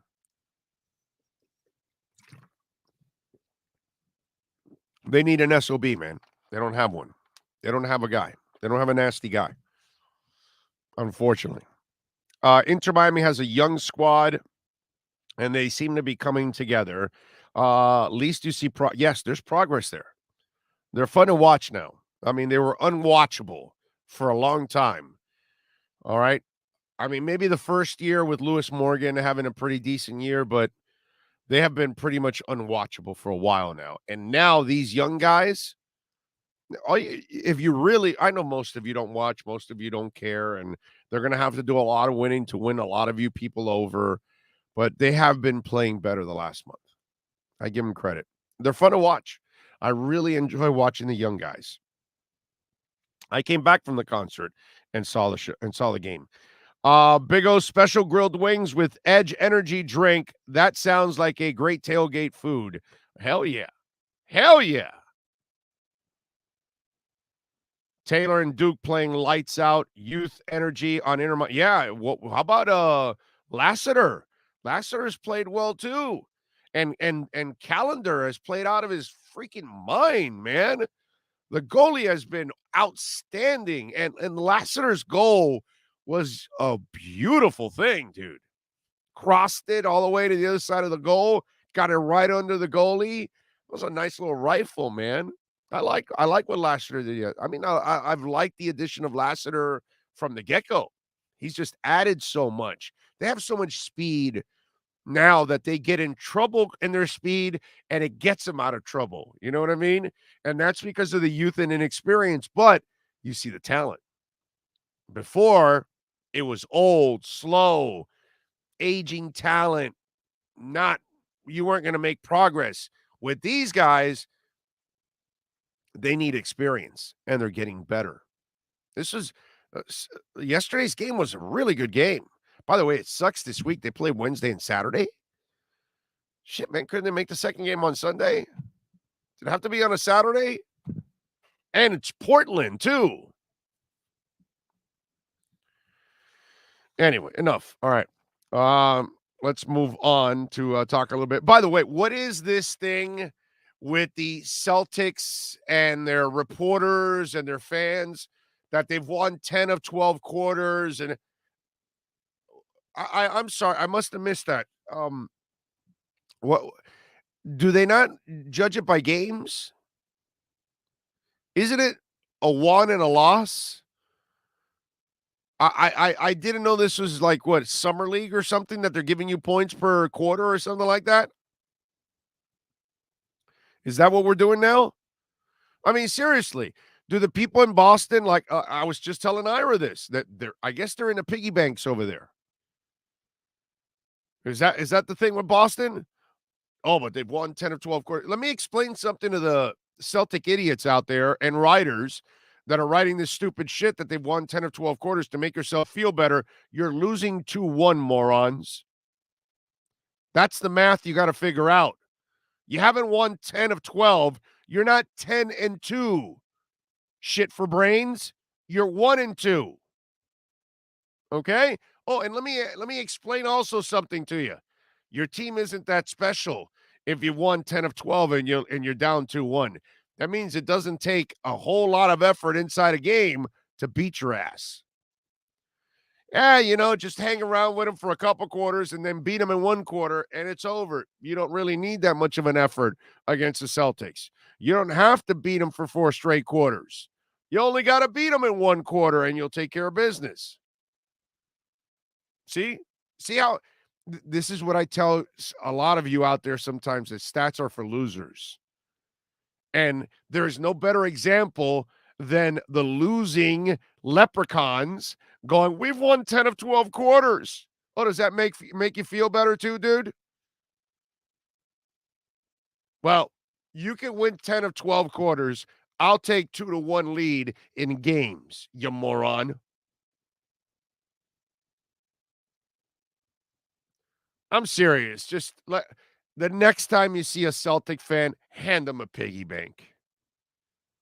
I mean, hey, listen, you got to give them credit at least. Let's give these Bostonian fools credit. Times are tough. We're probably in a recession right now. I think we are in a recession. And it's going to get deeper and worse as the year goes on. These guys are saving pennies. I give them credit. They know that it pays to be frugal and save a couple of pennies. So the next time you see a Celtic fan, give them a piggy bank. When they ask you, why are you doing that? Well, apparently you guys are pretty good at counting quarters. Here you go. Now you can save them. That way, when you're eliminated from the series, you can say, no, but we won 10 of 16 quarters, 11 of 16. Yeah, they won. They're advancing to the NBA Finals, but we won the quarters. That's fine, dude. Go ahead. Knock yourself out. Go play quarters. Have a couple drinks.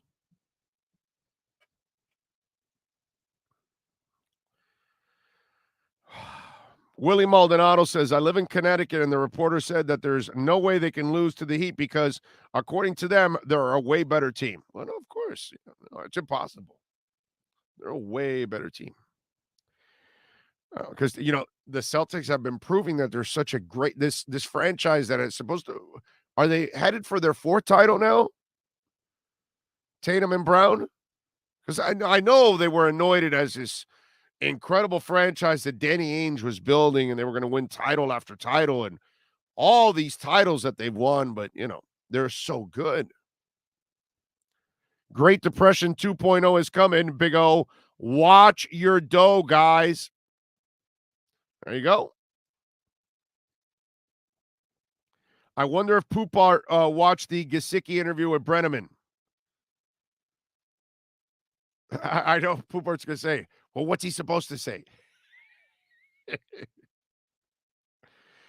How about our defense making turnovers and the national media guys saying, Boston, stop turning the ball over? No, we are playing great defense.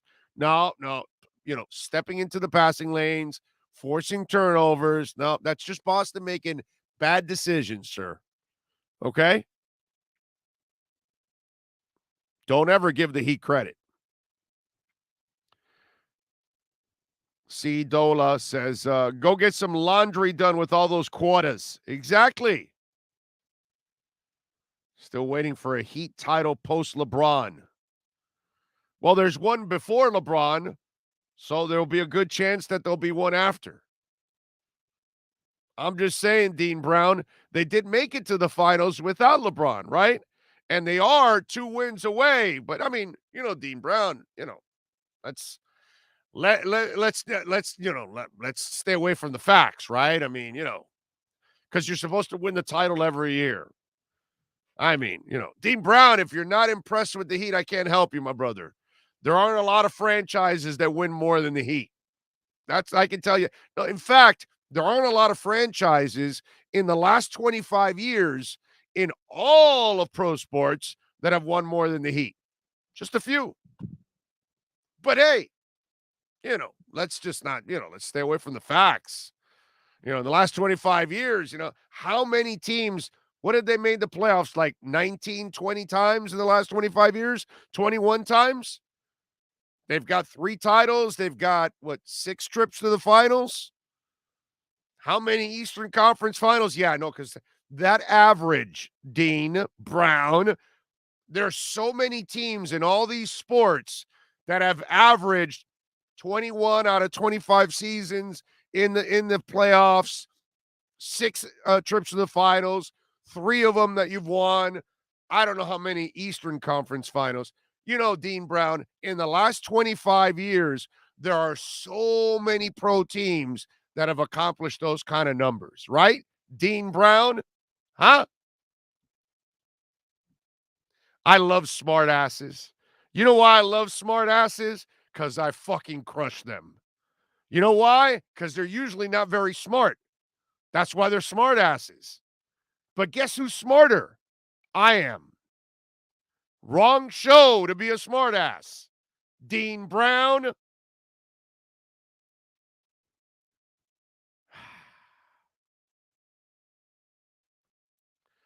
What I took from that Gesicki interview was a hard worker the guy is and how good of a teammate he is.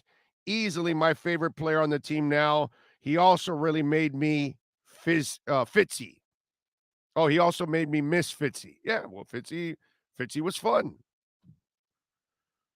They hate those words. Facts. That's what Drago says. Yeah, that's a problem with Dean Brown. Wants to be a smart ass, and it's like big picture. Not too many have accomplished what the Heat have accomplished, but, say whatever you want. No, Dean, you just were crushed, bro. You just were crushed for a stupid-ass response on your part. Okay? But, when was the last time they made it? I'm still waiting for a championship. You know how many teams haven't even won a championship? And you're waiting for the Heat to win another one. So, yeah, Dean Brown is a Jag. No, there's no. We made him a Jag. That's all. Don't forget to smash the like button. Do it for Dean, who doesn't know jack shit about anything. We'll talk about Tua down the line, brothers. Right now, it's not really a subject that I'm going to get into at this point in time. I know it's going to depress some of you because, but we'll have 2 Dolphin reports today. So I'll have plenty of time to talk about that. And I've already talked about my expectations for Tua many, many times already. Van Gundy and Mark Jackson are having trouble hiding their hatred for the Heat during the telecast. Well, I mean, I can understand Van Gundy. I don't, Mark Jackson, I don't know. I'm not sure what Mark Jackson is preaching right now. Joining in late, NBA assigned Scott the extender Foster, preparing myself to be angry at the officials again tonight.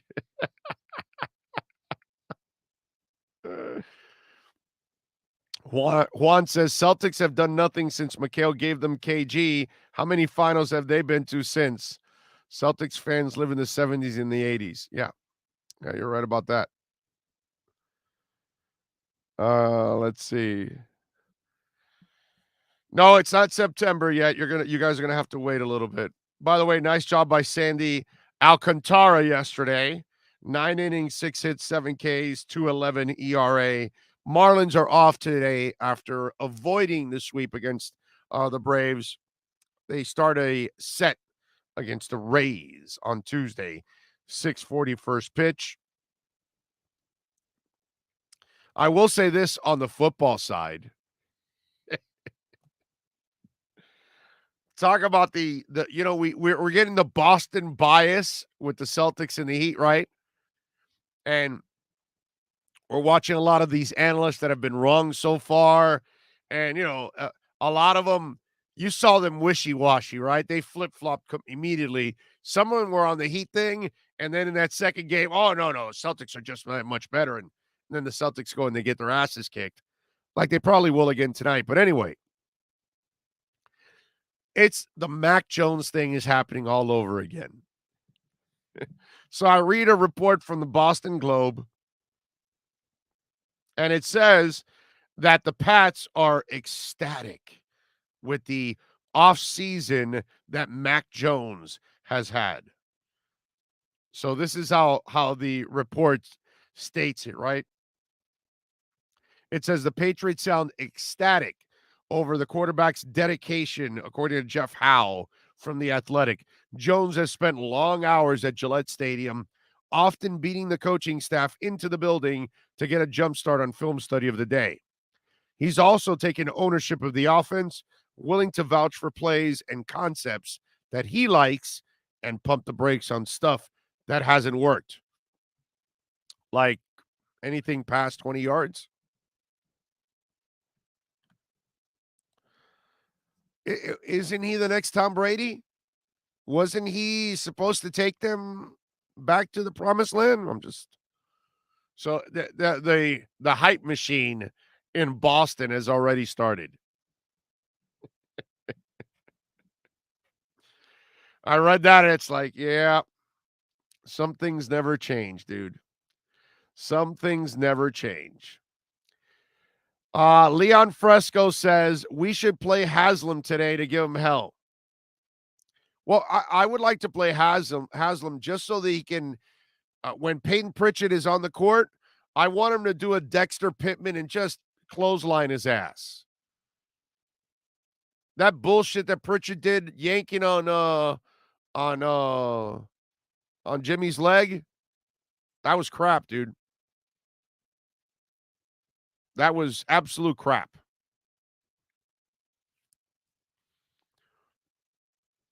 Let's see, what do you got here? Let's see. Maybe he'll throw more than 3 passes in the Buffalo game this year. Mac Noodle Arm Jones.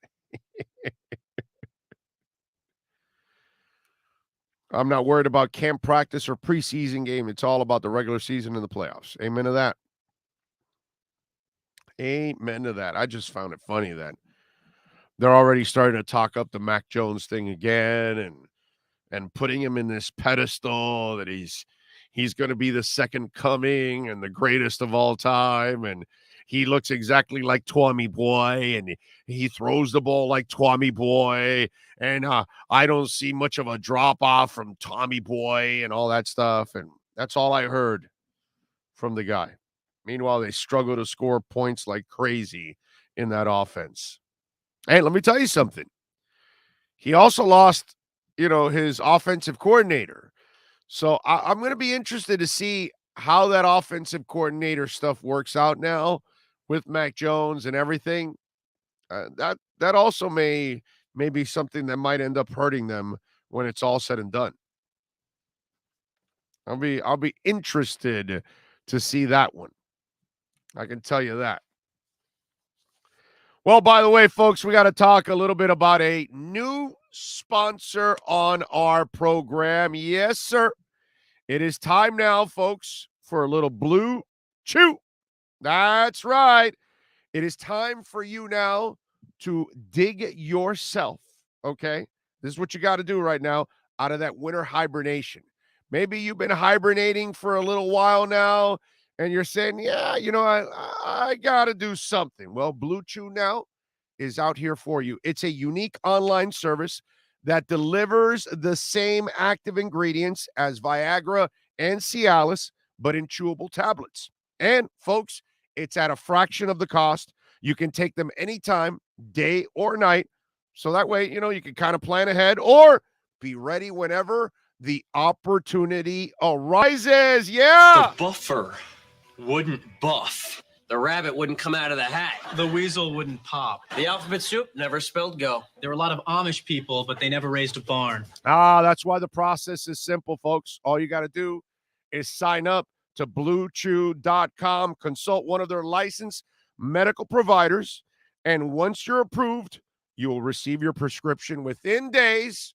And guess what? You will be in action. The best part is it's all done online. So you don't have to visit a doctor's office. That's a little embarrassing. No awkward conversations. How about waiting in line in the pharmacy? You might be a little uncomfortable waiting in the pharmacy. Blue Chew tablets are made in the USA and prepared and shipped directly to your door in a discreet package. So all you got to do right now, folks, they always say the first impressions are important. What about lasting impressions? That's what it's all about. We got a special deal right now for our listeners. The Blue Chew is free when you use our promo code BIG OW. That's right. You got to give her the big ow at checkout. All you got to do is pay $5 shipping. That's BlueChew.com, promo code big ow, and you'll receive the first month free. Visit BlueChew.com for more details, important safety information, and of course, we thank Blue Chew for sponsoring our podcast. All right, Alan Poupart is next. Let's get ready to talk Dolphins football. It's the Sports Grill Miami Dolphins Report with Sports Illustrated's Alan Poupart. With locations throughout South Florida, Sports Grill is the home of the special grilled wings. Check out our sponsored locations in Miami on Bird Road and 114th and in Miami Lakes in the Royal Oaks Plaza. Here's Miami Dolphins insider Alan Poupart. There he is, the man, the myth, the legend. How you feeling, my brother? I'm good. Yourself?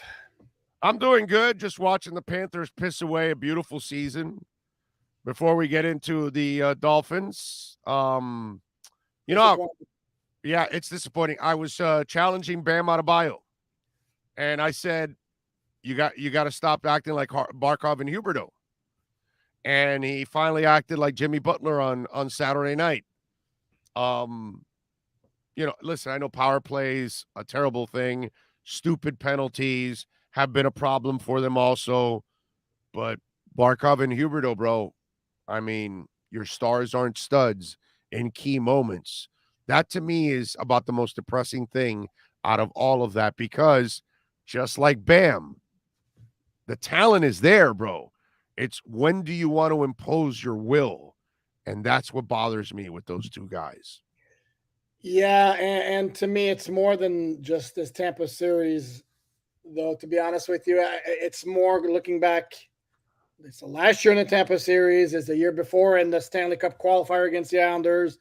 Where are they without Verhaeghe in the first round, dude? Where are they? Correct. No, and they were fortunate to get past Washington, which is not a great team. And Verhaeghe was the stud. What we want from Barkov and Huberdeau, it was Verhaeghe, bro. He was. But having said that, the Panthers are not there when it comes to a playoff-built team, a team built for a deep run to the playoffs. And you can see it. Tampa Bay is a two-time defending Stanley Cup champions, and you see it. They're better pretty much at everything, at every step than the Panthers. And having said that, if it's not for a catastrophic brain-dead move at the end of Game 2, if the Panthers don't make that and wind up being the ones that score the goal in overtime, we're looking at a 2-1 series instead of a 3-0 series. That's basically over. But having said that, Tampa Bay has a lot bigger margin for error because they're better built for the Stanley Cup playoffs than the Panthers are, and the Panthers are built to have a fantastic regular season, which is what they did. And really, Bob is not the problem. He has not been the problem. No. That's the thing. As much as I know that Bob has never lived up to the contract and all that good stuff, but, because some guy yesterday was telling me about Bob, and I'm like, dude, Bob is not the issue here. Stupid penalties are an issue. You can't score in the power play. That's an issue. Your top stars are not studs in key moments. Those are issues. And I got to tell you, maybe Brunette's also a little bit of an issue because the poor guy doesn't have the resume to go rattle people's cages, whereas Coach Q could probably walk up to a dude and get in his face, and that guy can't do anything except shit bricks and do whatever the old man says him to do. And Brunette may not have the juice also. That may also be a problem here in this series. Yeah, except that you can't ask a finesse team to be a gritty, in your face, do whatever it takes to win the playoffs. And I'll give you, if you look, because we mentioned Bob, if you look at the game-winning goal yesterday, that's not a great goal on the goalie, number one. And number two, the shot got past Mackenzie Weegar because Mackenzie Weegar didn't get his ass in front to completely block it. And contrast that to the number of shots that Tampa Bay is blocking. I think my colleague at NHL.com, Tom Galluti, who's covering the series everywhere. The analysts killed the Panthers for that. 85 block shots. Yeah. Big old 85 block shots in 3 games. I mean, I'm not a math major, but that's 28.3.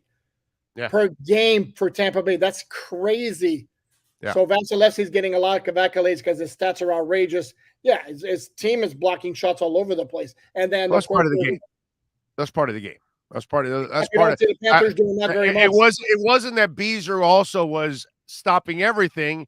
It was that those mother effers in front of Beezer always sold out too to block anything and everything.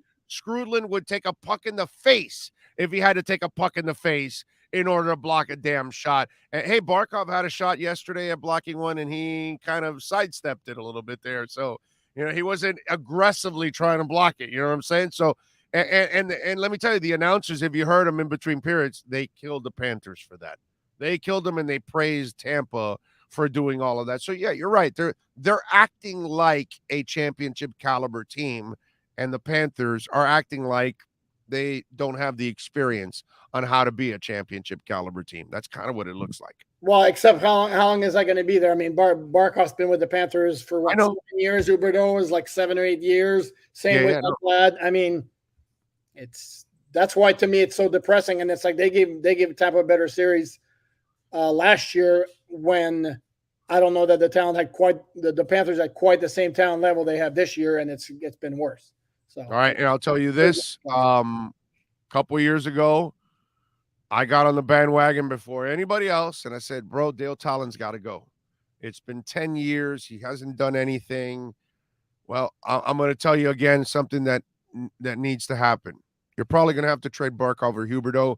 I don't know if this exists because I don't know hockey the way you do, but Riley has been a master at finding Timmy and Zoe and Shaq and Butler and Mason and Shaq. No, I said Shaq already. There's somebody else I'm missing. But anyway, he's been able to find the disgruntled star and trade for him and bring him here.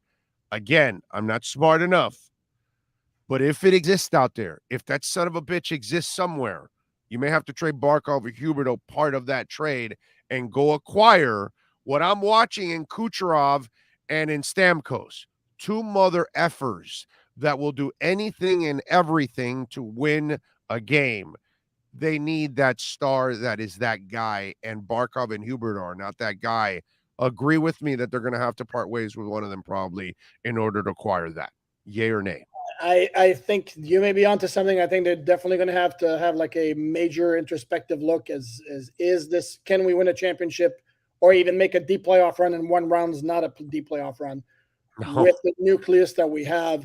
And I'm less bothered by Barkov's performance in this series than I am with Huberdeau's, because he's done some good stuff defensively. The problem is he's never asserted himself offensively. Right, he doesn't right.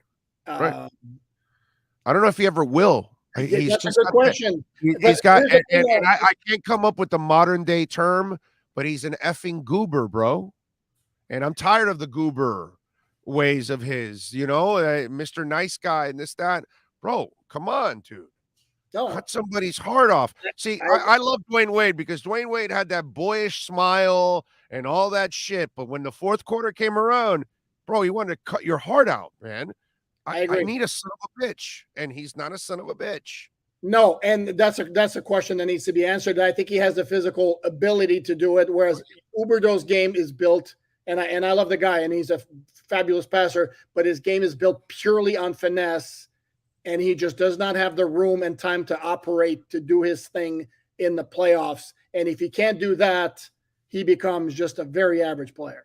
So that's the question. One of the questions the Panthers are going to have to ask themselves. And they're also still too light on defense, where they're losing puck battles along the boards. They don't clear out the front of the net.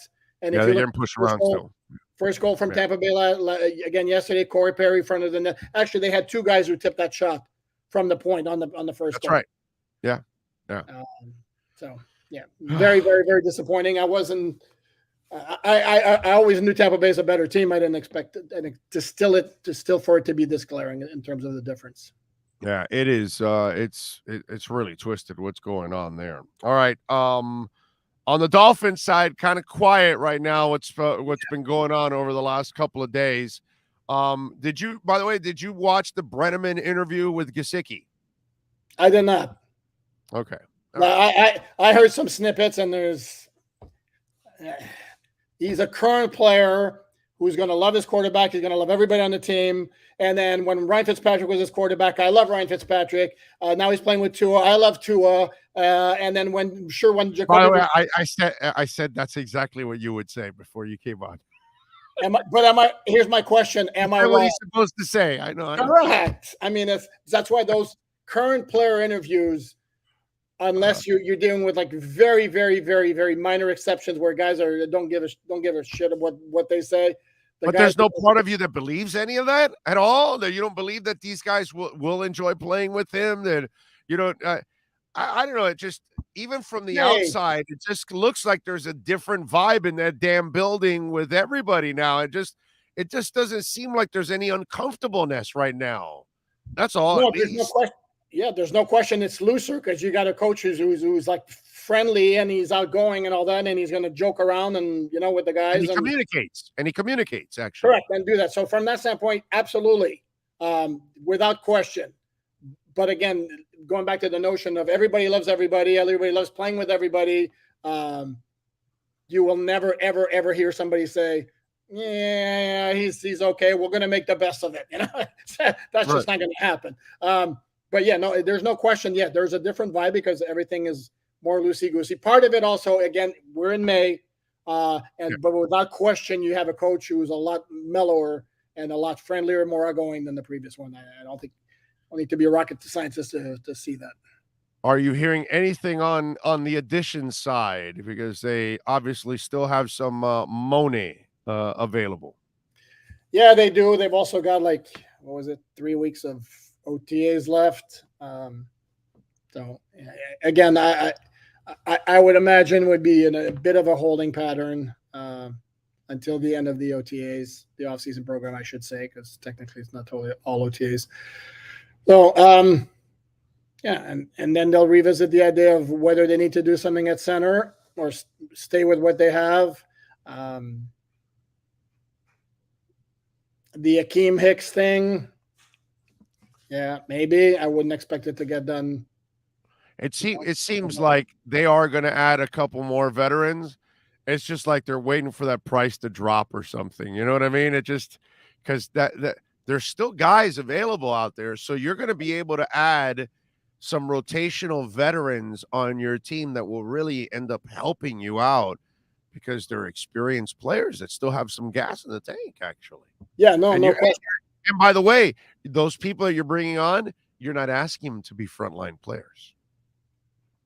If you're signing somebody now, but you're asking him to be major contributors. If you're bringing like a JC Treader, you're bringing him to start. Oh, that's different. That one's different. Or if you bring in, but Akeem Hicks is not going to be asked to be a starting defensive end. He's just going to be a rotational guy.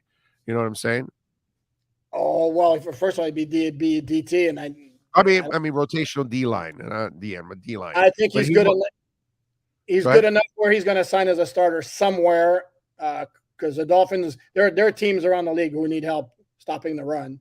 And that's the point. He's going to sign with somebody, and I don't think – I mean, he's not an every down type of player anyway. So if you want the term starter these days, especially along the defensive line, can be like – it might mean more for a lot from some players than others, but he's going to have like a significant rotational role wherever he goes. For sure, but I mean, with Raekwon and Wilkins, you probably will not be starting on this team, but you'll be part of the rotation, so that means you won't be able to demand as much of a salary early on.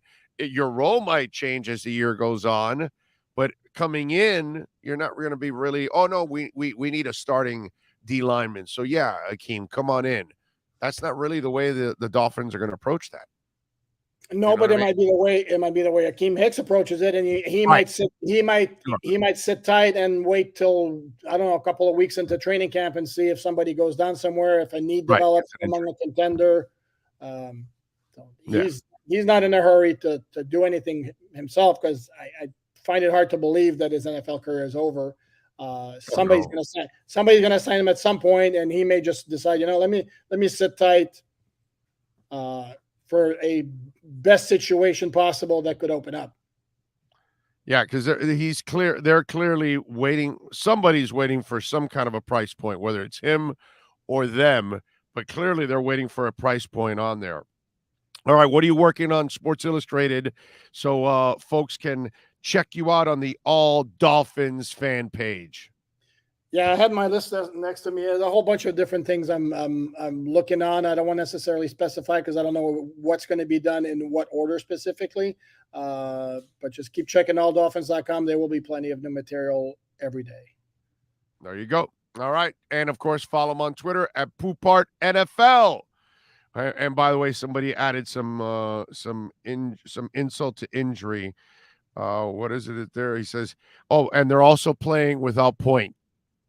Tampa Bay, which is like, we thought the Braden Point thing was like, yeah, bro, they lost their first line center and didn't make a damn bit of difference, bro. Yeah, except I'm going to counter that by saying that the Panthers are playing without Mason Marchment, who was very, very, very effective against Washington and who is one of the few gritty players on the team that's lacking grittiness, as we mentioned before. So he would have been very important for the Panthers. So not to say he's as good a player as Braden Point, but he might be as important to the Panthers in terms of what he brings to the playoffs. I don't know if he saves their asses from the position they're in, but yeah. No, maybe not, but he certainly makes them a better playoff team than they are without him. You think they survive tonight? Who knows?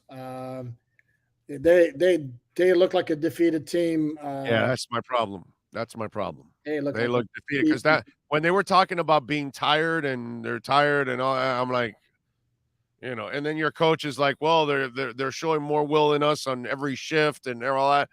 And I'm like, oh man, this is just He's not wrong because it does show that Tampa Bay is more willing to sell out than the Panthers are, which is completely discouraging and disappointing. Yeah, no, I'm with you there, no doubt. Follow him on Twitter at Poupart NFL. As always, Alan, thank you, my brother. Appreciate you and that Montreal Expos hat.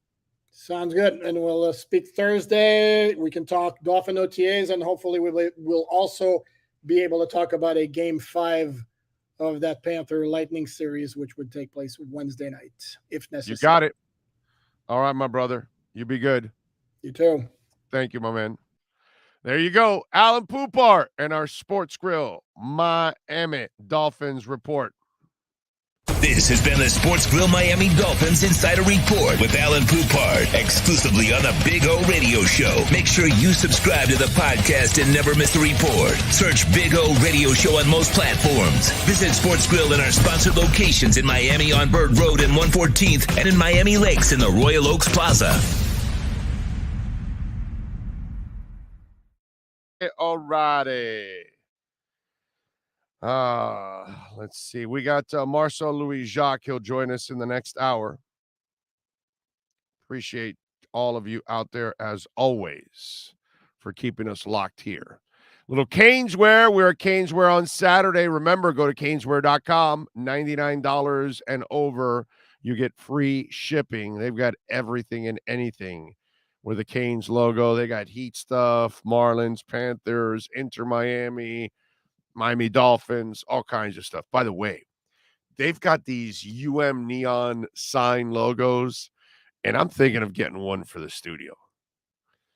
I can put it right back there. Maybe I replace this Canes banner with that light. I don't know. Maybe I'll just put it in the studio, but it is badass, dude. You got a lot of really cool stuff at Caneswear. Go check it out. 2511 South University Drive in Davie. Appreciate all of you out there. Let's see. Miami has a top 3 wide receiver, tight end core and QB with elite accuracy and pocket presence. Top 10 talent, and on defense and depth at running back. All will come down to the O-line. Yes, it will. Yes, it will. Nelson says, no NBA team without a top 5 player has ever been champions. Not true, Nelson. The Detroit Pistons had no one that was a top 5 player. No one. Okay, Richard Hamilton was a really good player, not top 5. Ben Wallace, a great defensive player, not a top 5 player. So actually it has happened. Those guys were like barely all-stars. That team was really good. It was a great defensive team, but it had no superstar on it. Not one superstar was on that Pistons team. And usually that's a top 5 player, a superstar.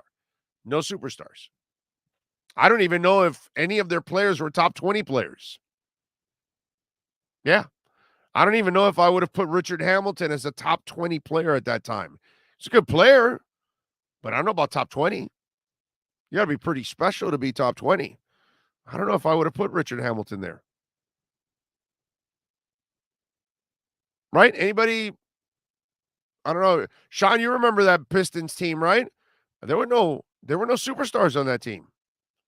So it's been done before. So if the Heat actually win the championship, they will follow in the footsteps of the Detroit Pistons. No superstar, although we could argue Jimmy Butler has played like a superstar. And that's kind of the discussion, because I'm one of those guys that always calls Jimmy an all-star. But damn, dude, the way he plays like a superstar. Hard to argue the way Jimmy plays. But we would be labeled that team without a superstar, because that's kind of the way we're looked at in general, even though Jimmy probably deserves it. It's crazy. Let's see. I remember they started their entire starting 5 in an all-star game. I don't know if they had their starting 5 in some all-star game years later or something. I don't know what you're talking about, but I know that team, no superstars in that team. What happened if I mix Nature Bee Edge energy drink and then chomp on some Blue Chew? Sounds to me like you're going to be a powder keg sex machine. That's what it sounds like. I think the Pistons were the actual last team. Yeah, no, that's what I said. Those guys, none of them were superstars. They had no top 5, top 10, nothing. Not top 20. I don't think Richard Hamilton was even a top 20 player at that time. I probably could find 20 players I'd rather have over Richard Hamilton. He's probably right there, just outside the top 20, but yeah, not by much. Big old Tyler Herro out with injury. Well, I was telling Ira in the interview, is this the kind of game where you keep Tyler out anyway?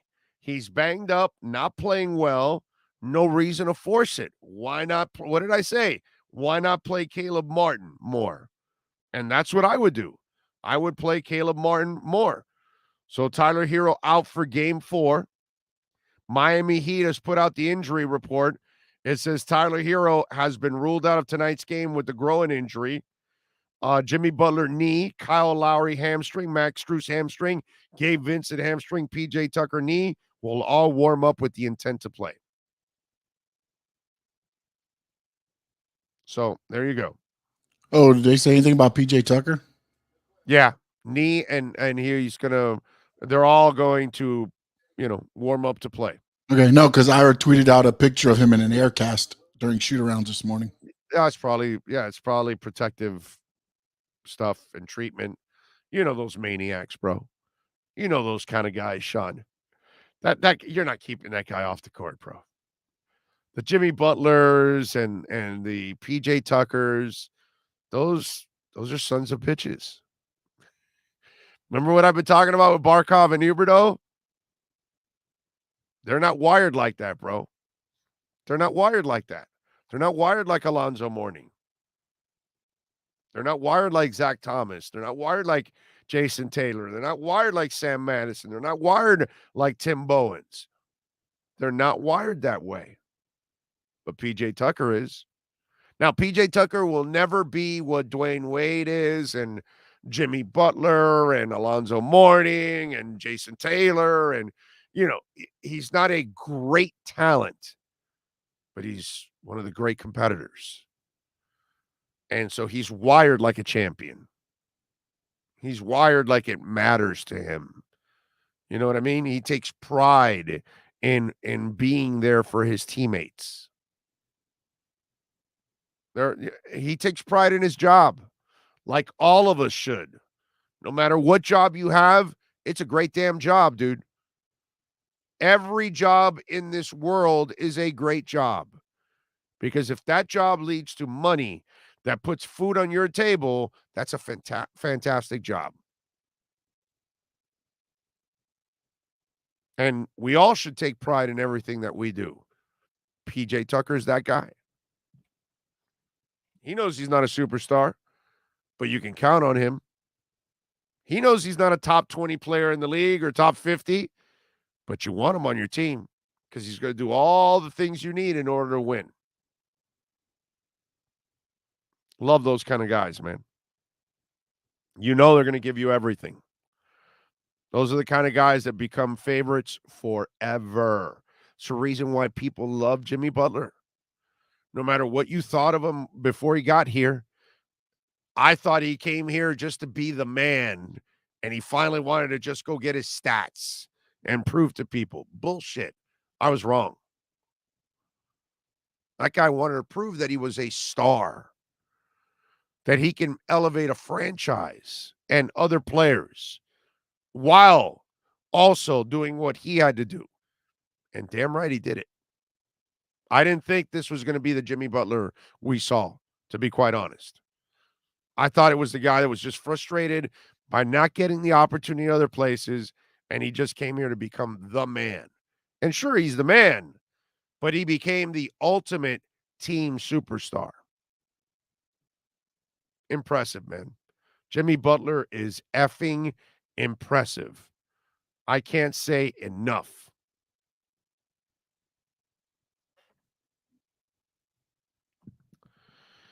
Let's see.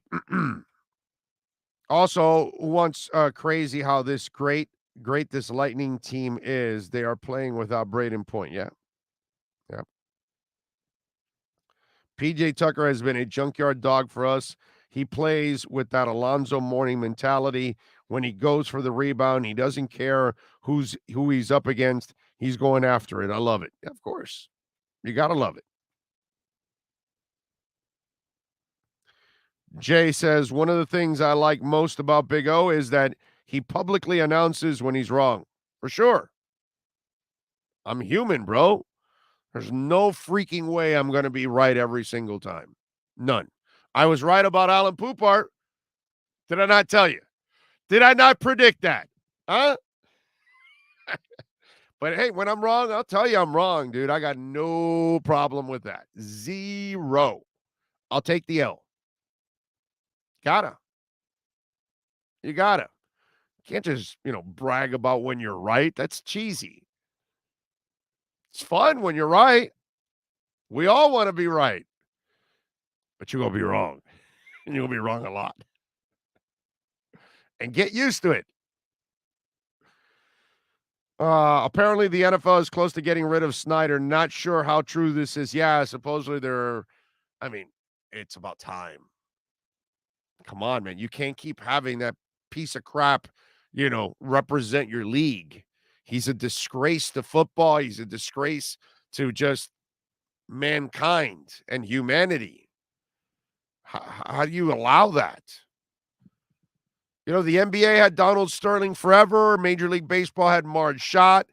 And it gets to a point when you know who they are. You got to make a move at one point or another. And now, I don't know what all those emails and all that dirt that's behind the scenes. I think that also has something to do with it.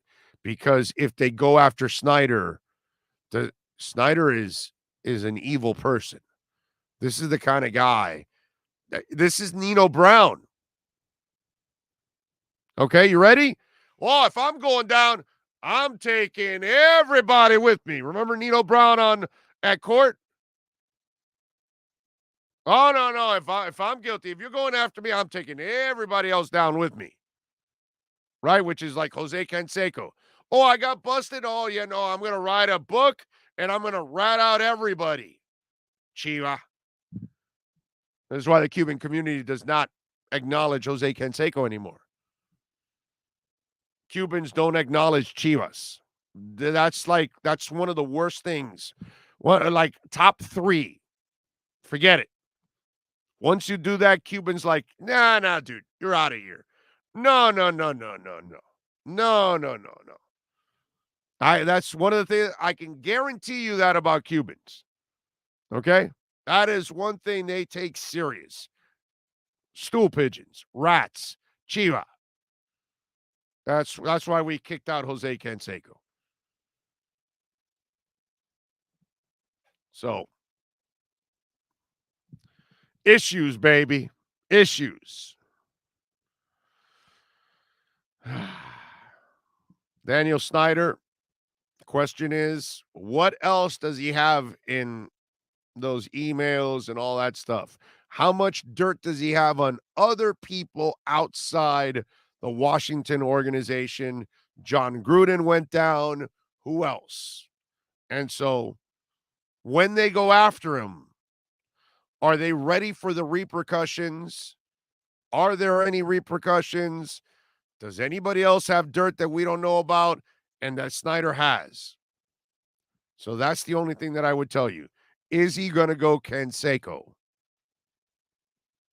And Snyder looks like the kind of weasel that will pull a Canseco. 2 hours down. We got one more to go. Marcel Louis-Jacques will join us in this hour. Back with hour number 3 right here on the Big O Radio Show.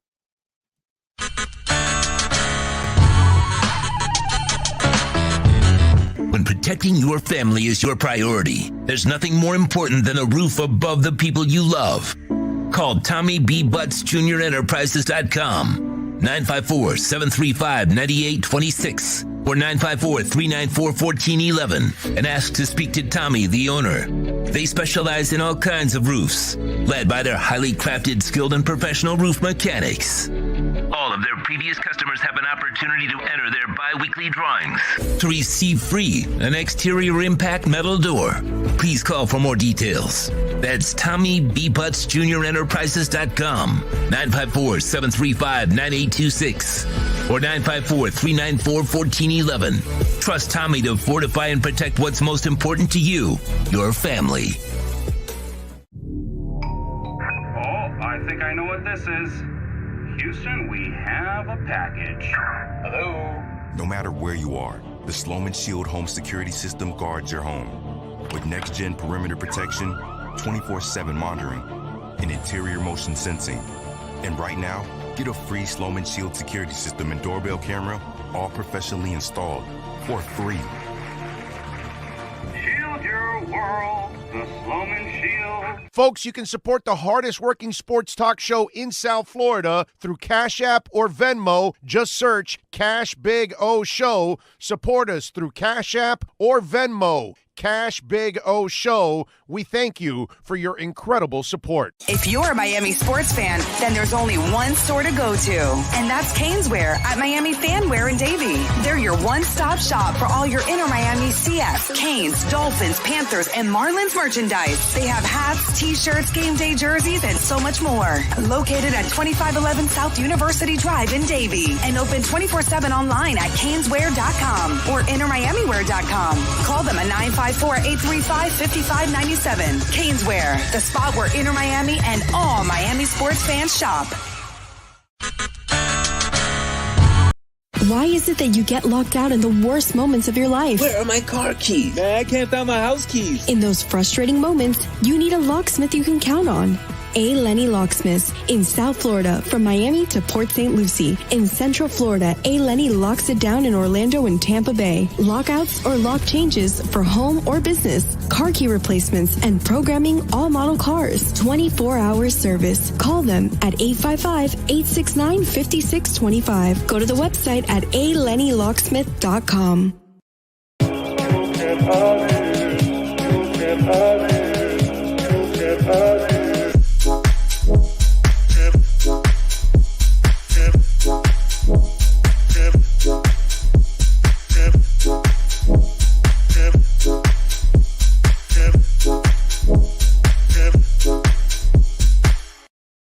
over 16 years, EJDconstruction.com has provided South Florida residents quality craftsmanship, accurate project management, and exceptional service. That's why EJDconstruction.com is an A-rated member of Angie's List and the Better Business Bureau. When you're looking for the right custom home builder for additions or home remodeling, please call my friend Eric at 305-433-4843. That's 305-433-4843 for EJDconstruction.com.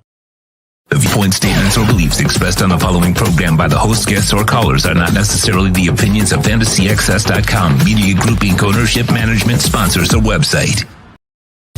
When it comes to South Florida sports teams, very few in the media have witnessed, lived, and covered it like the Big O.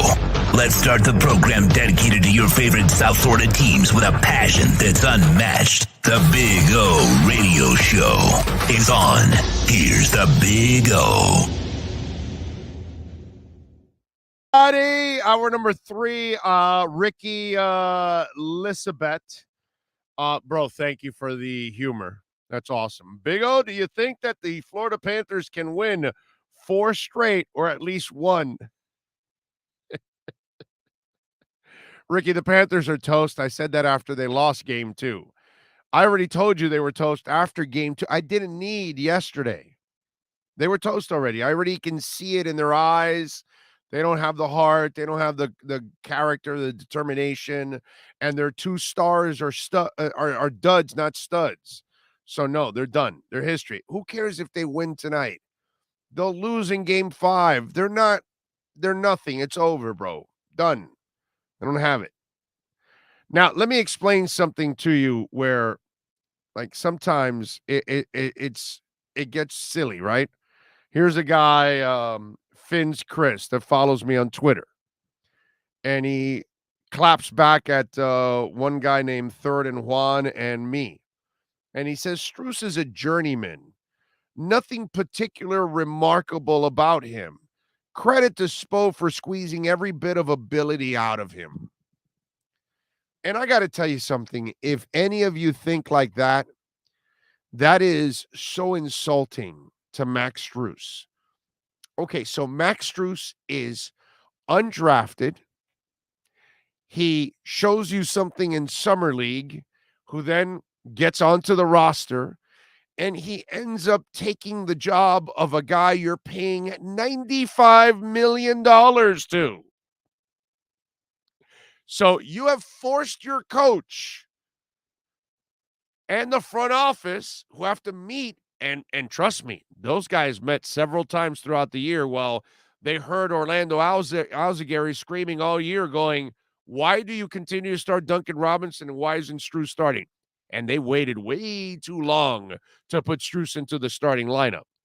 But Max Strus not only goes undrafted, not only does something in the Summer League, not only he forces you to keep him on the team, you start to give him minutes off the bench, and all of a sudden, he starts to develop as a player and takes away the job from a guy you ended up paying $95 million to.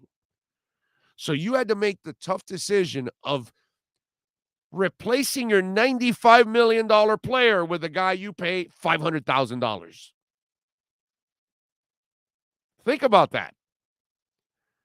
That's not remarkable just for Spo and the coaching staff.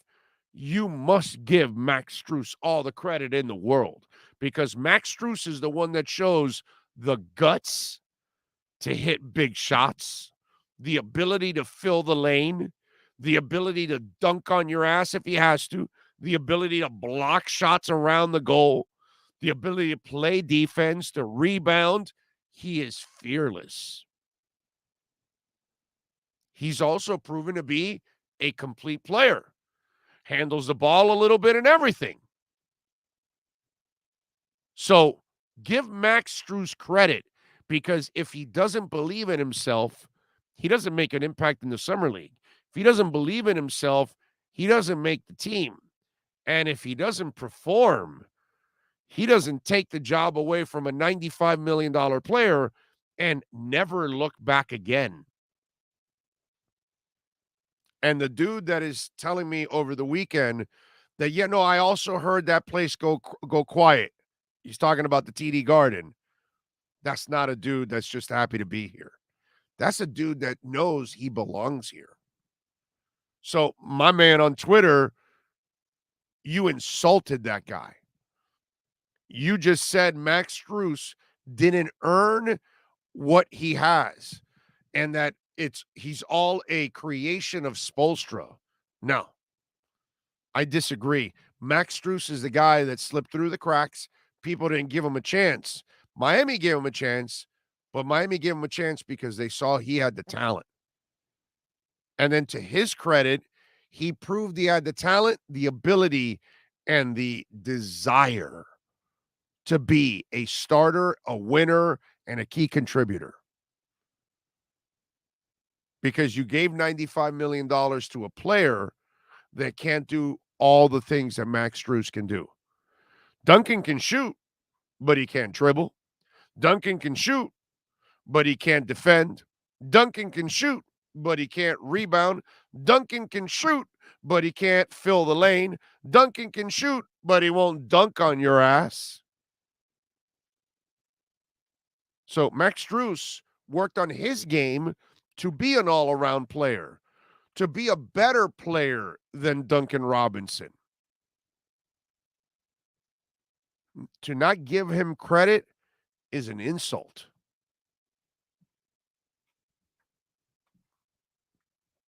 So, Strus he's got it, bro. He's got it. Love that guy. Love what I've seen from him. He is wired the way you want a guy to be wired. All right. Dougie Fresh says, I was in Oakland during the Canseco era. How would you do local commercials? And they were like SNL skits. Porn has better actors. Yes, even you, stepmother, who is stuck in a dryer with no pants on. By the way, somebody tell DirecTV that baseball Ghostbusters commercial with A-Fraud and Big Papi and Randy Johnson and is it Griffey, right? My God, that is a horrible commercial. Like it is painful just watching them read the cards.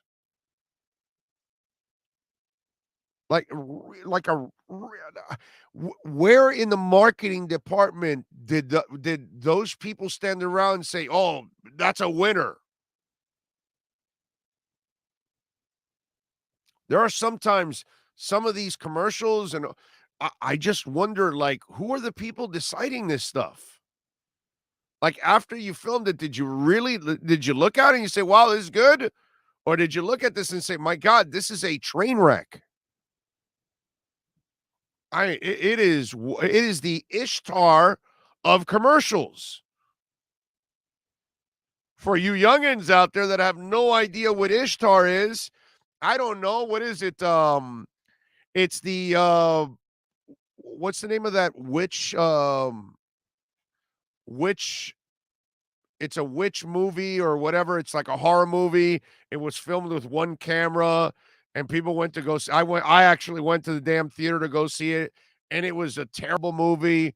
Something about that they were out in the woods or whatever, and it was just a bad movie. What was the name of that? That was a terrible movie. It's that. When you start thinking about Blair Witch Project, that's it. Thank you. The Blair Witch Project. Remember that? Remember that thing? That's exactly that commercial is the Blair Witch Projects of commercials or Ishtar or whatever. Just think about the worst movies you've ever seen in your entire life. My God, I wasted my entire time so at the end I can see some kind of a shadow or something and nothing. I swear I wanted to kick somebody's ass after being stuck watching that crap for 90 minutes. All right, 6193 goes, Big O, by you talking about the commercial, they have done their job. True, right? But it's still terrible. God, I still have to insult it. I still have to say it's just like horrible. Horrible.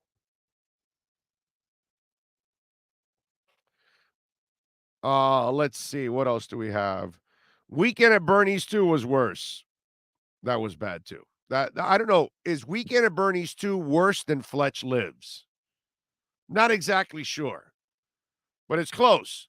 Fletch Lives, Jaws Revenge, or Weekend at Bernie's 2. How about that for sequels that suck? There you go.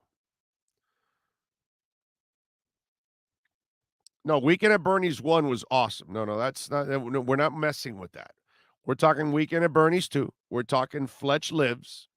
You know, these, we're talking about special meatballs too. You know, it's like we're talking about like really bad part 2s or in Jaws, that was 4. Jaws 3 is actually not the worst. It's not really not terrible. It's you know, Jaws 1 and 2 were terrific. I enjoy those. But Jaws Revenge, oh my God. Jaws Revenge is bad. It's bad. It's really bad. Big O, you taking Panthers? I would never take the Panthers on anything. Grease 2, I'm not going there. I'm giving Grease 2 a pass. Yeah, Michelle Pfeiffer's so freaking hot that I can watch Grease 2 in a loop, bro. Sorry. And the reproduction, just the reproduction segment in Grease 2 alone is better than all of Jaws Revenge and Fletch Lives and all of those combined. Just the reproduction segment. That's a funny segment. They nailed it in Grease 2 with that one. But again, Michelle Pfeiffer in that movie, oh my God, she's a smoke show. I could watch Grease 2 in a loop. Yeah, bro. Love Grease 2. Not the T-Birds. Don't want the T-Birds. But Michelle, whoo, doggy. Michelle Pfeiffer in Grease 2.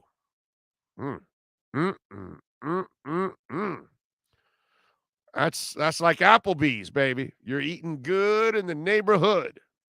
That's all I'm saying. Oh my God, I can't stand musicals. Neither can I, but I can deal with Michelle Pfeiffer in that movie, no matter what. Let's see. The one that I want filmed at the Bahamas was the worst. Jaws. Yeah, that's Jaws Revenge. That was the worst. Jaws Revenge had Michael Caine and Mario Van Peebles had the worst Jamaican accent that anybody has ever had on television or movies. Mario Van Peebles to this day must be like, really, dude? That's my accent? It was a really bad one. It was cheesy. It was like overboard Jamaican. Like Jamaicans are going, yeah, hey, come on, man. You're putting too much Jamaican into it. So, yeah, not good. Not good. That was a bad movie, Jaws Revenge. But don't ever pick on Grease 2 again. Okay, Michelle Pfeiffer makes up for it all, and the reproduction segment. I'm telling you, put Grease 2 reproduction, you'll laugh your ass off. It's a funny segment, I gotta say. All right, let's talk a little Dolphins. Marcel Louis-Jacques. Time to get the edge on your Miami Dolphins. time to get the edge on the Miami Dolphins with our Edge Energy Drink Miami Dolphins report. When you want the energy drink that's delicious and smooth with zero aftertaste, you can only order Edge Energy Drink at myedgedrink.com. That's myedgedrink.com. Here's the ESPN Dolphin insider, Marcel Louis-Jacques. All righty, there he is. How you doing? You feeling good? I'm great. I'm great, man. You know, in my typical travel fashion. Where are you going? Waited until about, I'm in Connecticut right now, but waited until about 2 a.m., 1 or 2 a.m. to really pack. So, of course, got zero sleep. I just am a masochist when it comes to travel, I guess. So, Okay. a little tired, but, man, I feel blessed. Okay. All right. Well, at least you packed before you made your trip, right? But, apparently in A Few Good Men, he wasn't packed and he was going to leave Guantanamo and nobody knew. He didn't even make a phone call. Did you make some phone calls when you were leaving? Sent a couple texts out. Actually, I got shamed by the flight attendant who asked me if I was on airplane mode. I was like, it will be in 2 seconds. And he goes on this tangent about how you are no apparently William his previous Santiago. pilot made them stay put until every single phone, every laptop, every Wi-Fi was off. I was like, all right, bro. By the time you finished that sentence, I was already on airplane mode. So let's get out of here. Let's do it. You are no William Santiago. Now we know. Did you ever watch A Few Good Men? Do you know what the hell I'm talking about? No. God. I think I know the line. That's the one. That's the You Can't Handle the Truth movie, right? Yeah. How have you not watched that movie? Go. What is wrong with it? Is it older than me? Yes or no? When did it come out? Is it great? That's all that matters. Is it older than me? No, if it's older than me, that I should not be a requirement. Period. So you're not going to watch a great movie that's 30 years old or 40 years old. You can't watch a great movie, so you can't watch Jaws. I've seen Jaws, but I don't think Jaws is older than me. What the hell are you talking about? Jaws is older than when you were even before you were sperm. The hell are you talking about? Jaws as a 70s. Child, I saw Jaws from the as a 70s, dude. I was in line as a child for Jaws. Hey, what are you talking about? It's way older than you. Oh, you know what? Your parents weren't even married when Jaws came out, dude. I will guarantee you that. I did the ride at Universal Studios. That was it. Yeah. When did your parents get married? When your parents get married? I bet it was after 77. Yeah, 91. Yeah. I told you you weren't even sperm. I've also not seen The Godfather 1, 2, or 3. I've never seen Goodfellas. Go watch 3. Go watch 3. 1 and 2. Just 1 and 2. 1 and 2. I mean, just rack them up, man. I've never even seen Any Given Sunday.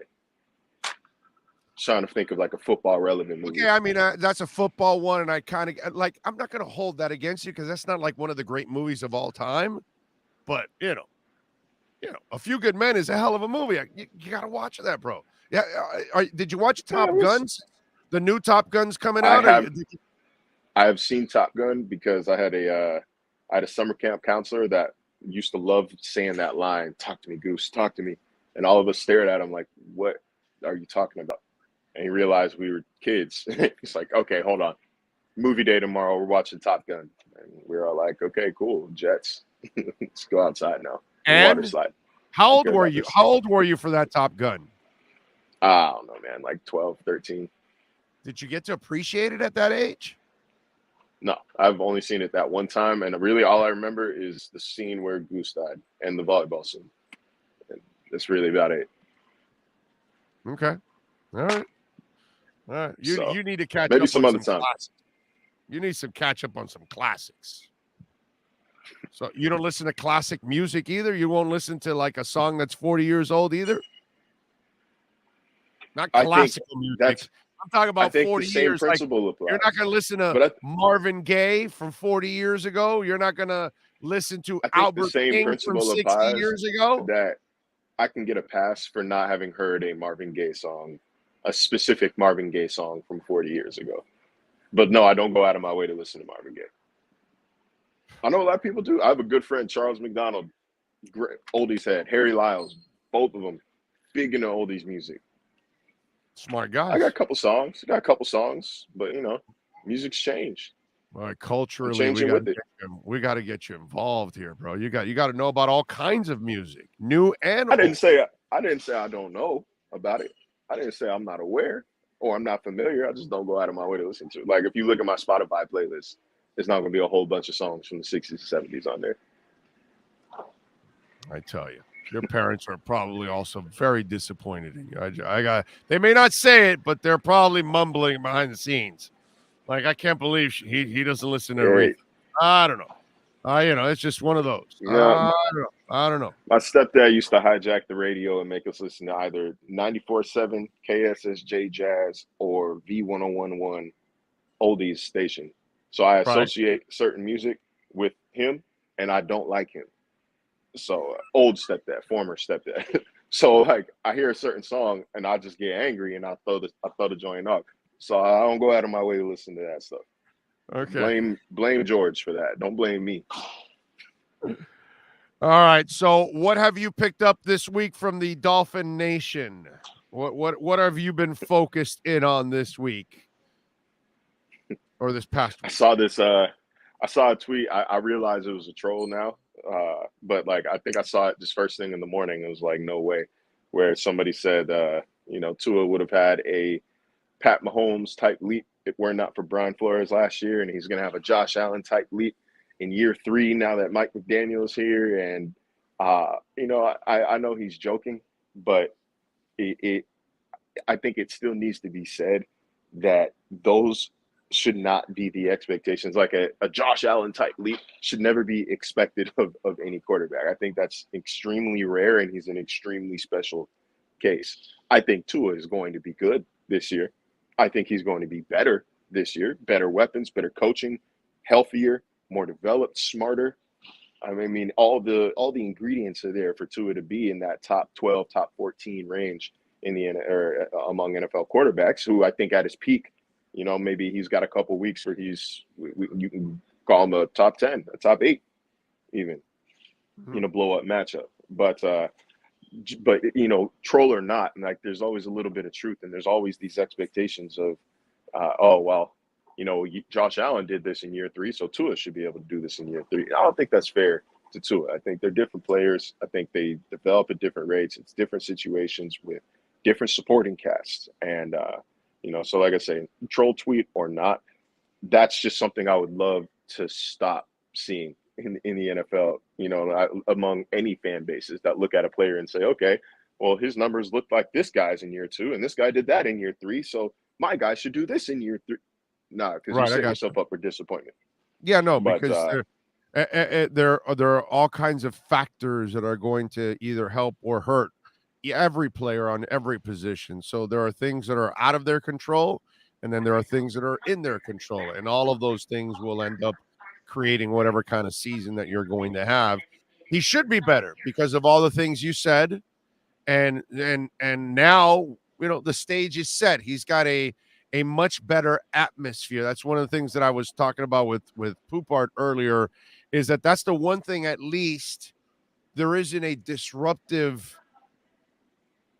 atmosphere right now for him or anybody else. You got a coaching staff that came in and embraced him and has supported him, and now they've built the offense around him. So he has to feel like he hasn't felt in the first 2 years, which is supported. And I think that's important. Supported, yeah. And he's a different guy when his mind is at ease, as we all are. Everybody is. Yeah, everybody is. But you could just, like, for example, you could tell the difference during the first Wednesday we spoke to him after the trade deadline, because the trade deadline was on I believe it was a Tuesday, and QBs talk on Wednesdays. So the first time we spoke to him, I mean, just a wave. It was a wave of relief, which is kind of wild because if I remember correctly, he had a broken finger at the time that nobody knew about yet. So he had plenty to worry about behind the scenes. But the big cloud over him, he's just a relaxed guy. Come on, man. Like, the guy he's from Hawaii. He's that kind of player. No, where he likes to relax. He's not high it's not strung. fun. He's It's not. not fun He's to not. work somewhere where you're not supported, dude. It's just not fun. Yeah. Trust me, I know. My last year at QAM, they brought in a new program director. The idiot is still there now, and he knows nothing about radio.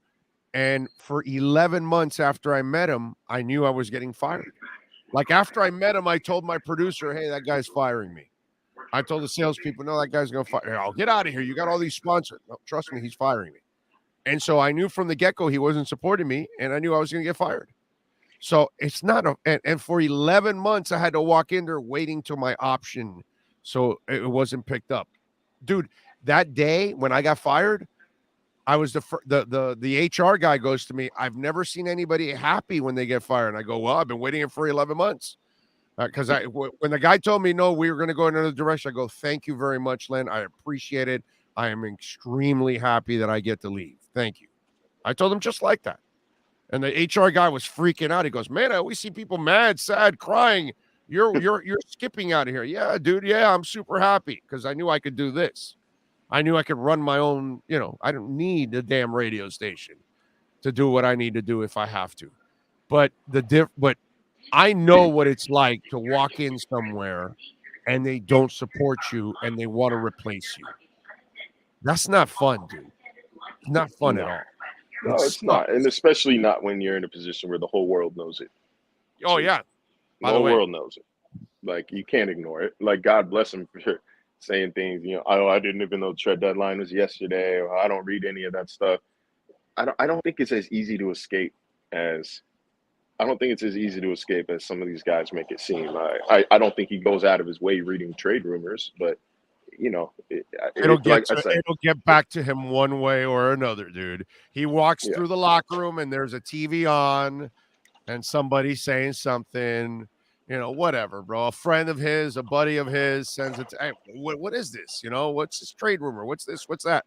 So he gets it. So give me a break. You think his agent isn't going to bring it up to him because his agent's probably going to hear a lot of this shit behind the scenes? He has a very well-connected agent. It's not like his agent's a schmuck. You know what I'm saying? So, Steinberg is an industry titan and long-time industry titan. So Lee's going to know about any kind of rumors that are going off, and if they're talking about trading him or whatever, Lee's going to know before you even call him. "Hey, Lee, by the way, we want you to know." I already know. I've been told. He's going to know way ahead of time. So, yeah, I'm with you. That crap that they can walk away from from the white noise, as they say, get the hell out of here, bro. You hear it. You hear it. Yeah. So I think, again, better situation right now. Way more talent, much more talent around him. An environment where, it doesn't. I'm not going to sit here and say like Mike McDaniel doesn't take this seriously. Of course, he takes it seriously. Hell yeah. But I think that Mike McDaniel is still the kind of guy who's, realizes, okay, like we still play a game for a living. Respectfully, we still play a game for a living. Like this isn't war. I don't need to treat you guys like your soldiers. I don't need to bark at you. I don't need to ride you. Like I think he's a player's coach. Like I asked River Craycraft about it a couple days ago. Players coach, never going to big time you. He's the kind of guy that wants to hang out. He's the kind of guy that he's a pull you off to the side and let you know what you're doing wrong, not a chew you out in front of the entire team kind of person. And I think that's the kind of relationship that Tua will thrive in. So, no. By the way, if you're looking for a great energy drink, the best on the planet, it is Edge Energy Drink, just 78 calories. It is delicious, smooth, and zero aftertaste. And I tell you this all the time because it is delicious. For a lot of these energy drinks aren't delicious. A lot of these energy drinks aren't smooth. And most of them have an aftertaste, zero aftertaste. And by the way, you can order it, get 10% off. Use our code Big O. Go to myedgedrink.com. That's myedgedrink.com. All right.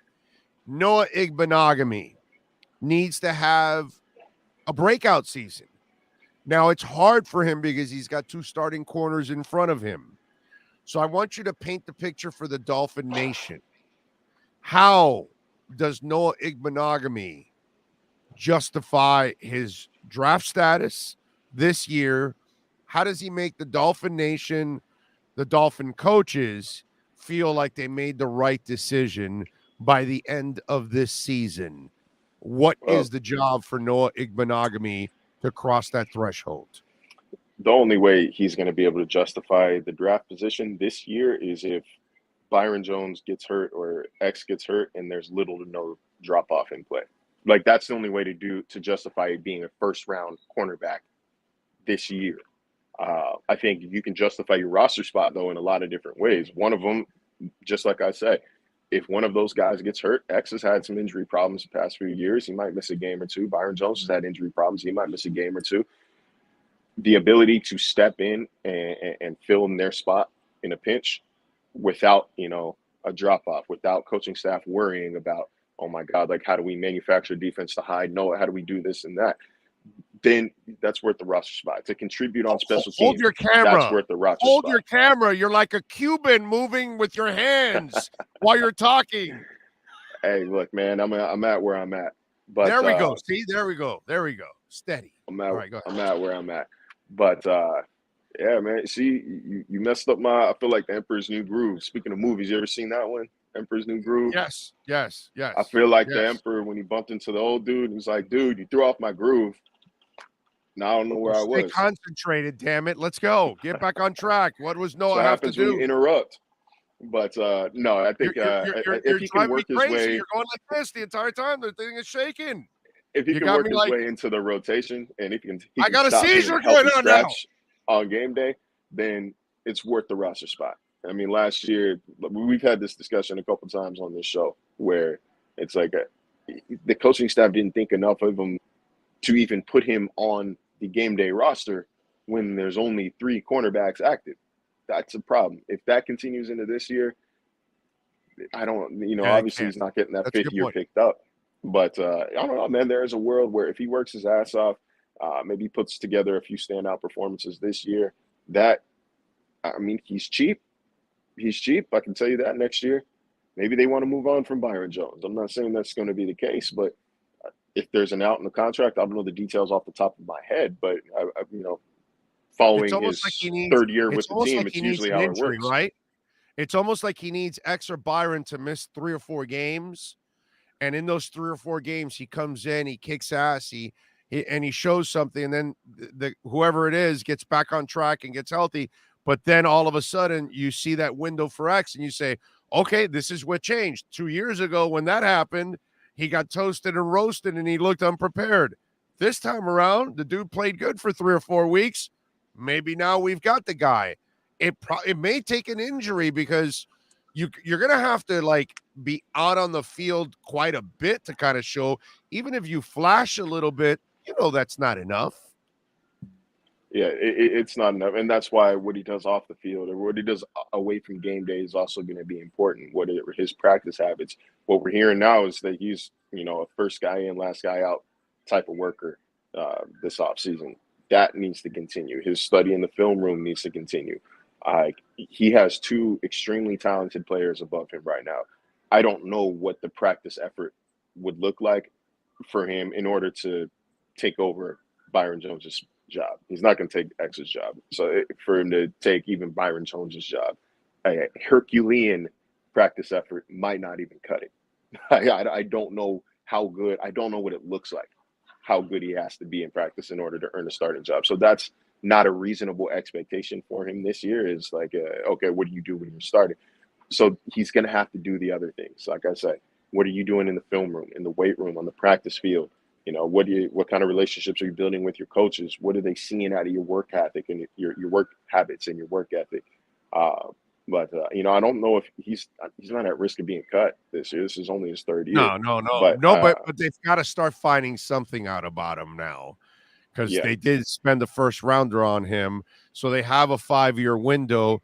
You kind of would like to know something here in the next 2 years here with him, so you can feel good about that 5th year. You know what I'm saying? So yeah, they're in that window right now. You got to find a way to get him on the field this year somehow or another, so you can try to find out more about the kid. That's all I'm saying. Yeah, he's in the spot. He's in the spot with a few other guys, mostly on the offensive line, who this coaching staff is kind of giving a lifeline to. You know what I mean? Like they're giving a free life. Like here, you earn. Oh, Hunter you too, by the way. You earn a free life. We got to start Hunter seeing Long, something from Hunter too. Also, by the way, it's not his fault either. But he's got a guy in front of him. But somehow or another, Hunter's also got to do a little something too. Stephen Carter and Adam Shaheen both found a way to get snaps last year as the third and fourth tight ends. That's who he's competing with. So you got to go beat them out. You got to go beat them out, man. Like I don't really have your third round pick. A lot of guys, a lot of people are high on you out of DC. You got to do something. You got to show them something. Right. Yeah. But yeah, a lot of players, a lot of those bubble players are in that, free life window with this new staff where, you're going to get a new sports system. You're going to get a new outlook on things. You're going to get a new opportunity to make a first impression. And from what I'm told, from what I know, Noah Igbinoghene has been knocking that out of the park so far. He's a good kid, man. Hopefully it works out for him. All right, follow him on Twitter at Marcel_LJ. What are you working on there at ESPN since you are in Connecticut? And by the way, remember, you're supposed to film some stuff for us. Absolutely. So I'm not gonna forget about the Arizona State fight song, but no, Canes fight song. Okay. If there's you can do the Sun Devil one as long as you have some babes there at the same time, since that's what you guys are known for. So you want to bring some Arizona State babes and put it in the picture, that's fine. But for now, we need our ibis. No. But no, I've got a story coming out. I want to say tomorrow. I lose control of the story after I send it in. But the fantasy impact or fantasy potential of the Dolphins pass catchers. But then this week it's our NFL Summit. So coming back with a lot of good ideas, ideally a lot of good ideas about how to, fresh ways to cover our teams in the 2022 seasons, things we need to look out for, things we want to start introducing or do differently. So it's going to be an exciting week. Hopefully come back to Florida, with a renewed sense of energy here. Not that I'm depleted. And by the way, when you film that thing for us, you don't need to post it on your Twitter so you don't get in trouble and you're all butthurt with your ASU fans and friends and no. Just email it to Sean and myself so we can play it on the show, and you won't be tied to it specifically. So that way you won't be looked at as Jose Canseco traitor don't worry. Who are they gonna? We got your back. It doesn't take the process of elimination there to find out who got you the video would not be hard, huh? Big O show. Who's the you got how many insiders? Nobody watches this show, bro.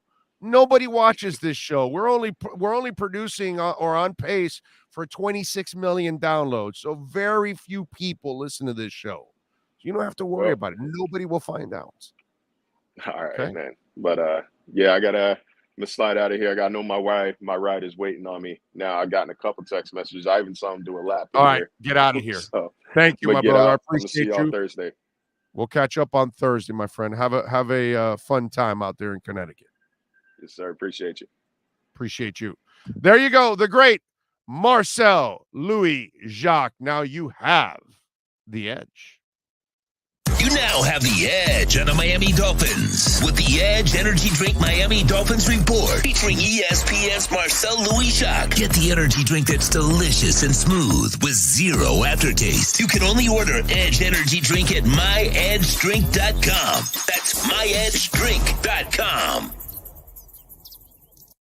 Oh, you trying to get him fired at ESPN? Nah. I am just a professional ball buster, bro. That's all. I just bust chops. That's it, man. It's what I do. It's what I do. It's what my job is, bro. That's it. Just, Anyways, it's about the U, bro. It's not about ASU. It's about the U. I don't want him to go up there and walk through that hallway where he gets to kick on the ASU fight song and all that. Nothing against the Sun Devils. Okay, the Sun Devils are just fine. I got nothing against them, but it's about the U. So he's up there. We need to see the one about the U. Plus, he's here in South Florida. He should kind of bring himself a little closer to the U family. It's about that green and orange, man. I don't know about you guys, but it is for me. Big O, hope all is well. The community has been asking for it. We want you to come on the show with us at your convenience. I gotta make some time for you guys. I will. I promise, man. I will. I will do it in the next couple of weeks. I guarantee you I will do it. My life is freaking crazy. I got a lot of things that I got to do, and I haven't been able to. The injury to B to Jones, X is our best player, says the Wayne D experience. Vanguards of Manhood says Noah must come up with picks and batted balls, not more completely blown coverages as we've seen in the past. He's only played a few times, bro. I just find it completely unfair to judge that kid by anything when he's barely even played. And the few times, and especially the first time, hey kid, you're playing. Here's Stephon Diggs. It's like, holy shit. It's like, really? That's my first assignment, Stephon Diggs. Really? Okay, great. Hey, Tua, here's your first assignment. You're going to play behind a shitty line against the Rams front. Have at it. Let's see. Where bet hedging Omar? Dude always gives himself an out. Yeah, no, Omar's good at, he plays both sides. He does. A good one. He does do that. Yes. He plays both sides. He's playing both sides on the Tua thing. So when Tua starts kicking ass, boy, Omar's going to try to get on that bandwagon. We're not going to allow him. We're not allowing him on that bandwagon. No. He can try, but we're not going to let him. No. Big O, it's the eve of the Top Gun Maverick coming out. Question for you. What are your top 3 Tom Cruise movies? What is your one bad Tom Cruise movie?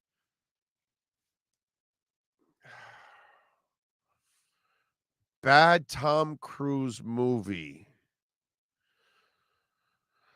I won't say that it. I don't know if I could, maybe I'll have to look at his IMDb. And I don't know if I could call it a bad. Can I tell you that Vanilla Sky was all right? That's one of his that it didn't really do that much for me. I think right. Vanilla Sky is the one with the chick with the big chin, right? What's her name? I'm pretty sure. I thought that was all right. I won't call it a bad movie. Oblivion was weird. I've never seen Oblivion. Days of Thunder, I'm not going to tell you it's a great movie, but I enjoyed Days of Thunder more than Vanilla Sky. And maybe I'm in the minority also in that, because obviously everything is kind of subjective. I'm looking at his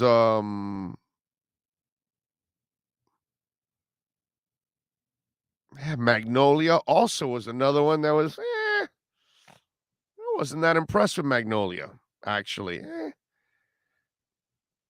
I thought he did a really good job in Born on 4th of July. I thought he did a really good job of acting there. Rain Man, amazing. Color of Money, I enjoyed.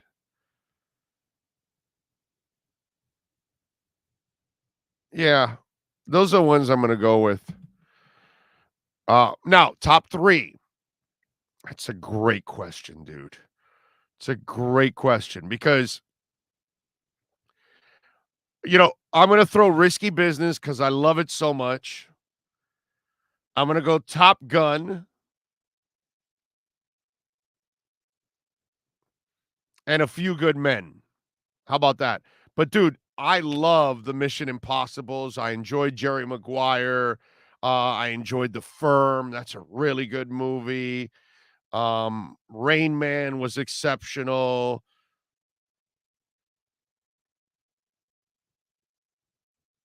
Let's see. God, I the Jack Reachers, I enjoy. I can watch those things in a freaking loop. He has so many good movies. But there you go. Color of Money and Jerry Maguire were great movies. Yeah, I agree. Tom Cruise has so many great movies. Yeah, that's the thing. Big O, do you collect My Little Pony? Or are you a Brawny? My Little Pony. Are you a Brawny? Isn't that like stuff for little girls? My Little Pony, right? Isn't that thing? Yes, I collect all the My Little Ponies. I have them all back here. See, these are all back here. They're all My Little Ponies. Let's see. Almost all of his movies are good or great. Yeah, I agree. Rock of Ages, as Barkley says. I never saw Rock of Ages. That's not like that musical, right? I never saw that one. So I can't.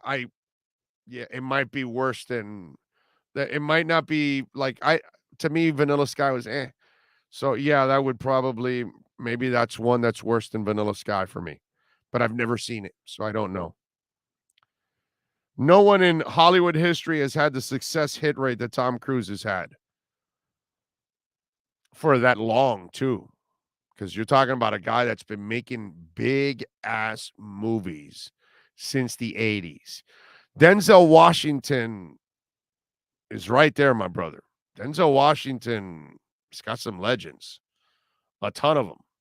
You know what I'm saying? So that would be another one of those kind of guys like Tom Cruise. But I could see where you go Tom Cruise number one because, he's had so many movies. But I would say that Denzel has had one massive run. Tom Hanks has had one massive run also. Okay?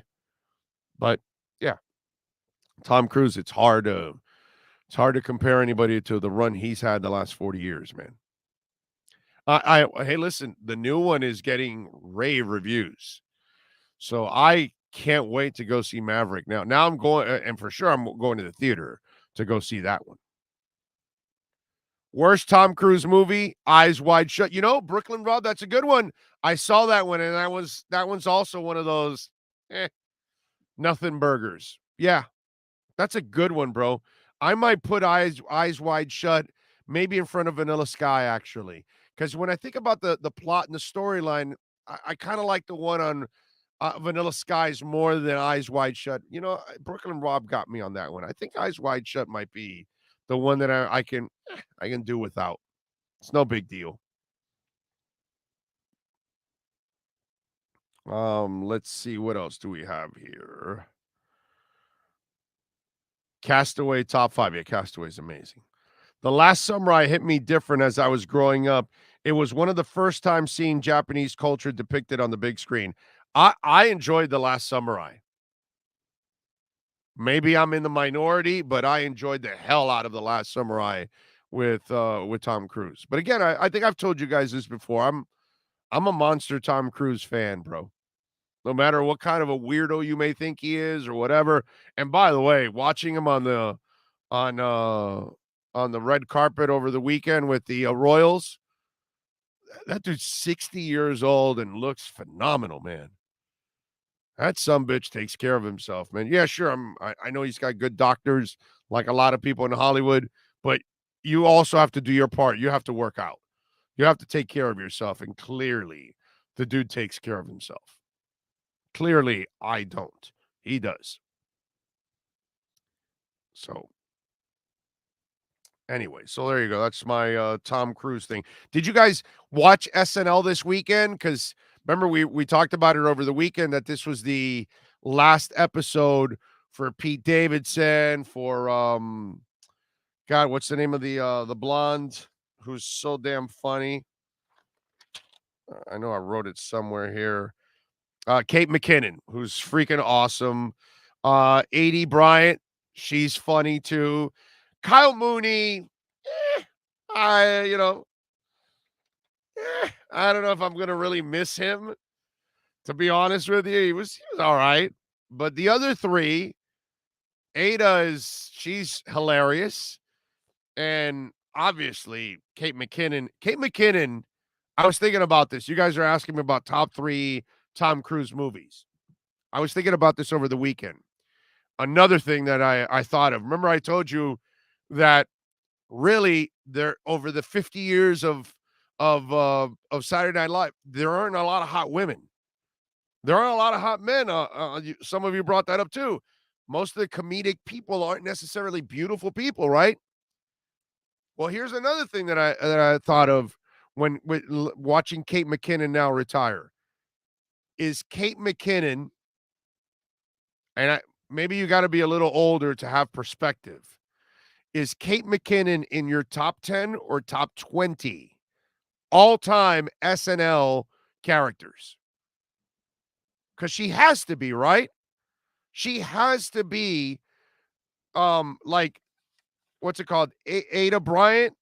She's not in the top 50. Kyle Mooney's not in the top 100. And Pete Davidson's not in the top 20, top 30 either. But Kate McKinnon is top 10, top 20 SNL character of all time. Am I wrong here? Am I really wrong here? You know, maybe you tell me, I got a hard time squeezing her in the top 10, but she's in my top 20. I feel like she has to be, you can't come up with 20 better than Kate McKinnon. We got, 365 people on the chat board right now. Where would Kate McKinnon be? Top 5, top 10, top 20, top 30, top 40? Where would you put her as SNL characters all time? Where would you put Kate McKinnon? Because it's very subjective. I'm not putting her in the Eddie Murphy, that's the hierarchy of the hierarchy. You know what I'm saying? But, man, she's up there, dude, with the amount of characters that she's done over the years. And let me add one more thing. This SNL this weekend was one of the worst. I think the only real funny skit was the one early on where Kate McKinnon's that lady that's smoking and she's sitting down with her legs wide open and she was making all these, what was the what's the term I'm looking for? These not Freudian slips, but they were double entendres. She had like 800 double entendres in that skit. That was, I think, the only funny skit of this weekend. This was because, I don't know what it was, because they were all leaving, last episode, whatever. It was not a good episode. It was not. Sorry. I watched it. Not very good. Liba says top 10. Up with the early SNL. Hell yeah. Kate McKinnon, for me, is up with anybody, dude. She is so freaking awesome. I love everything about Kate McKinnon, man. She is awesome. Awesome, awesome, awesome. Well, let's see. What do we have here? Two Extreme says maybe cracks top 20. Man of 1,005 holds top 15. DNY says top 25. I could not pick her out of a lineup. Well, Carlos, then just tell me you don't watch Saturday Night Live. I mean, that's just like, in other words, really, Carlos, your opinion doesn't matter. If you can't pick her out of a lineup, you're not educated enough to even have an opinion here. Eric Storm says Mike Myers, Dana Carvey, Eddie Murphy, Bill Murray, Gilda are in my top 10. Kate is up there, I think. Kate is, man, she's right there right behind those people right there. She's so good. Franklin Rizzo says 35. She's hilarious. So many different characters she played. Definitely top 10. Not above Rosanna Dana. Let me tell you something. I'm Rosanna Dana. Let's see. Yeah, but I'm not a fan. Yeah, obviously, Carlos, you're not an SNL guy, bro. Hillary was her best. She's done so many, man. Hell, she did a good Giuliani, bro. SNL isn't funny. Man of 1,005 volts. It still has its moments, bro. It's not, certain eras that were amazing, but they still have characters and they still come up with skits that are pretty damn funny. They do a good job still, considering it's a 50-year-old show, right? This is 47th, I think, is that they're wrapping up. It's hard to maintain it, but somehow or another, like you lose people, but eventually they replace them, and they find some good ones, man. They always do. And Kate McKinnon is a perfect example. Keenan Thompson, I think he does a great job, dude. I love Keenan Thompson. Now, I've been a fan of his since I've been, watching my daughter watch Keenan Thompson early on in some of the kids' shows, that burger show or whatever the hell it's called. Brooklyn Rob says, Big O, if you had his money, you would look like a Cuban Adonis with his money. You can get someone to work out for you. Yeah, that's true. Probably, but I don't know if I would. Still, I got to give him credit, bro. He looks good. He looks good, bro. Big O, you excited for Top Gun 2? Yes. Yeah, I'm going to go with the wife and the daughter to go see it. Jane Curtin. I love Jane Curtin, bro. Love Jane Curtin. Now, I'll put Gilda Radner ahead of Jane Curtin. I might put actually, I think I'm going to put Kate McKinnon in front of Jane Curtin. Yeah. Yeah. Kate McKinnon's flexibility, bro, is super impressive. Jane Curtin was good, but she was kind of trapped in with, it's really Bellucci that was the super talent in that group, right? So Bellucci and, I mean, Chevy Chase had his moments, but I don't know. I don't put Chevy Chase in the Eddie Murphy category. You know what I mean? Now, Dan Aykroyd, that's a whole different ballgame. Bill Murray, that's a whole different ballgame. Tina Fey was awesome. Awesome. Pharrell, Fey, Hader, Murphy, Chase, Aykroyd, Belushi, Hartman. Hartman was so good. Rest in peace, man. Farley, Sandler, Murphy, just name the 11. She cracks these. She's right there. That's what I'm saying. She's top 20 in my book. She's definitely top 20 in my book. Yeah. And she's ahead of Chase, by the way. She's miles ahead of Chevy Chase. Miles and miles ahead of Chevy Chase. Chevy Chase had two things. He had the physical comedy that he would trip up and fall all over the place. And I'm Chevy Chase and you're not. But if you really look at Chevy Chase's body of work on SNL, it doesn't come close to Kate McKinnon, bro. Not even close. You're lumping Chevy Chase and let's say like what's it called? Jane Curtin, because they came from that amazing era. There were some other ones that were better than them, and you're making them and you're elevating Chevy Chase to the Belushi and the Murphy era. No way, dude. I'm sorry. I remember all of Chase. And if you really go back and look at it, no. Chevy Chase was all right, but nowhere near Kate McKinnon. Nowhere near Kate McKinnon. Not even close. Miles and miles and miles ahead of Chevy Chase is Kate McKinnon. That's just me. I get that we get nostalgic and we want to believe that our errors were best for some things, and I get trapped up in it myself too. But sometimes I think some of those things become overrated. Chevy Chase is one of those. Chevy Chase for me is definitely one of the overrated ones. I'll take Chris Farley over Chevy Chase. If you want physical comedy, give me him. I'll take God, what's his name? The one that did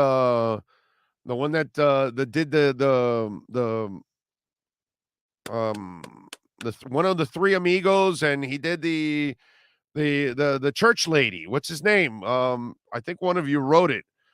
I'll put him ahead of Chevy Chase, always. For sure. Yeah, Chris Farley was a monster, bro. Eddie Murphy carried SNL in the early 80s, and the original cast left. Reason is he's top 5. Mike Myers and Dana Carvey. Dana Carvey, thank you. Dana Carvey was amazing, and Mike Myers had iconic skits and characters. Kate McKinnon was great in everything she did. Yep. Yeah. Mike Myers, Dana Carvey was so awesome, dude. Love Dana Carvey. It's one of my favorites. You know, Steve Martin is a great all-time comedian. On the SNL skits, it was the Wild and Crazy Guys, but again, I'm gonna leave you butthurt here on this one. Steve Martin doesn't come close to Kate McKinnon, bro. Nowhere near the stratosphere of Kate McKinnon. Steve Martin. Nowhere near. Nothing. It's an insult to put Steve Martin in the same level of Kate McKinnon at Saturday Night Live. How do you like them apples? What's he got, bro, outside of Wild and Crazy Guys? Steve Martin really was not. No, man. Nowhere near. It's just the name Steve Martin, which is legendary for other things. But if we look SNL, Kate McKinnon is a monster. And Steve Martin is nothing compared to her, bro, on SNL. The amount of characters that woman did, and she was great at it, not even close. Am I wrong here? Any of you out there that watch Steve Martin and Kate McKinnon, am I wrong here on this one? The depth is not, it's nowhere near Kate McKinnon. Nothing. Nowhere. Nothing. There's no case in my eyes to even put Steve Martin and Kate McKinnon in the same sentence. SNL only. That's just me. Molly Shannon, I love. I love Molly Shannon. You know, it's not Steve Martin sucked, Liba. Steve Martin was super limited. Super limited. Steve Martin doesn't belong anywhere in the top 50 of SNL. If you're honest with yourself, I'll take Hader over Steve Martin 1,000 times over, bro. 100 times, 100,000 times over Steve Martin. So Bill Hader and that Californians had me crying in laughter for sure, dude. Bill Hader was, so good. So good. All right. You know what we love to do also? I know you've been waiting for this.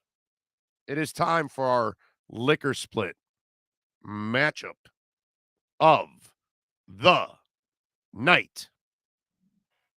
It's time to tap that app. And no one loves to tap that app like the Big O. Here's the liquor split matchup of the night. Friday. We're on a roll right now with our liquor split matchups of the night. And tonight, I'm going to keep it in the Homer sense once again.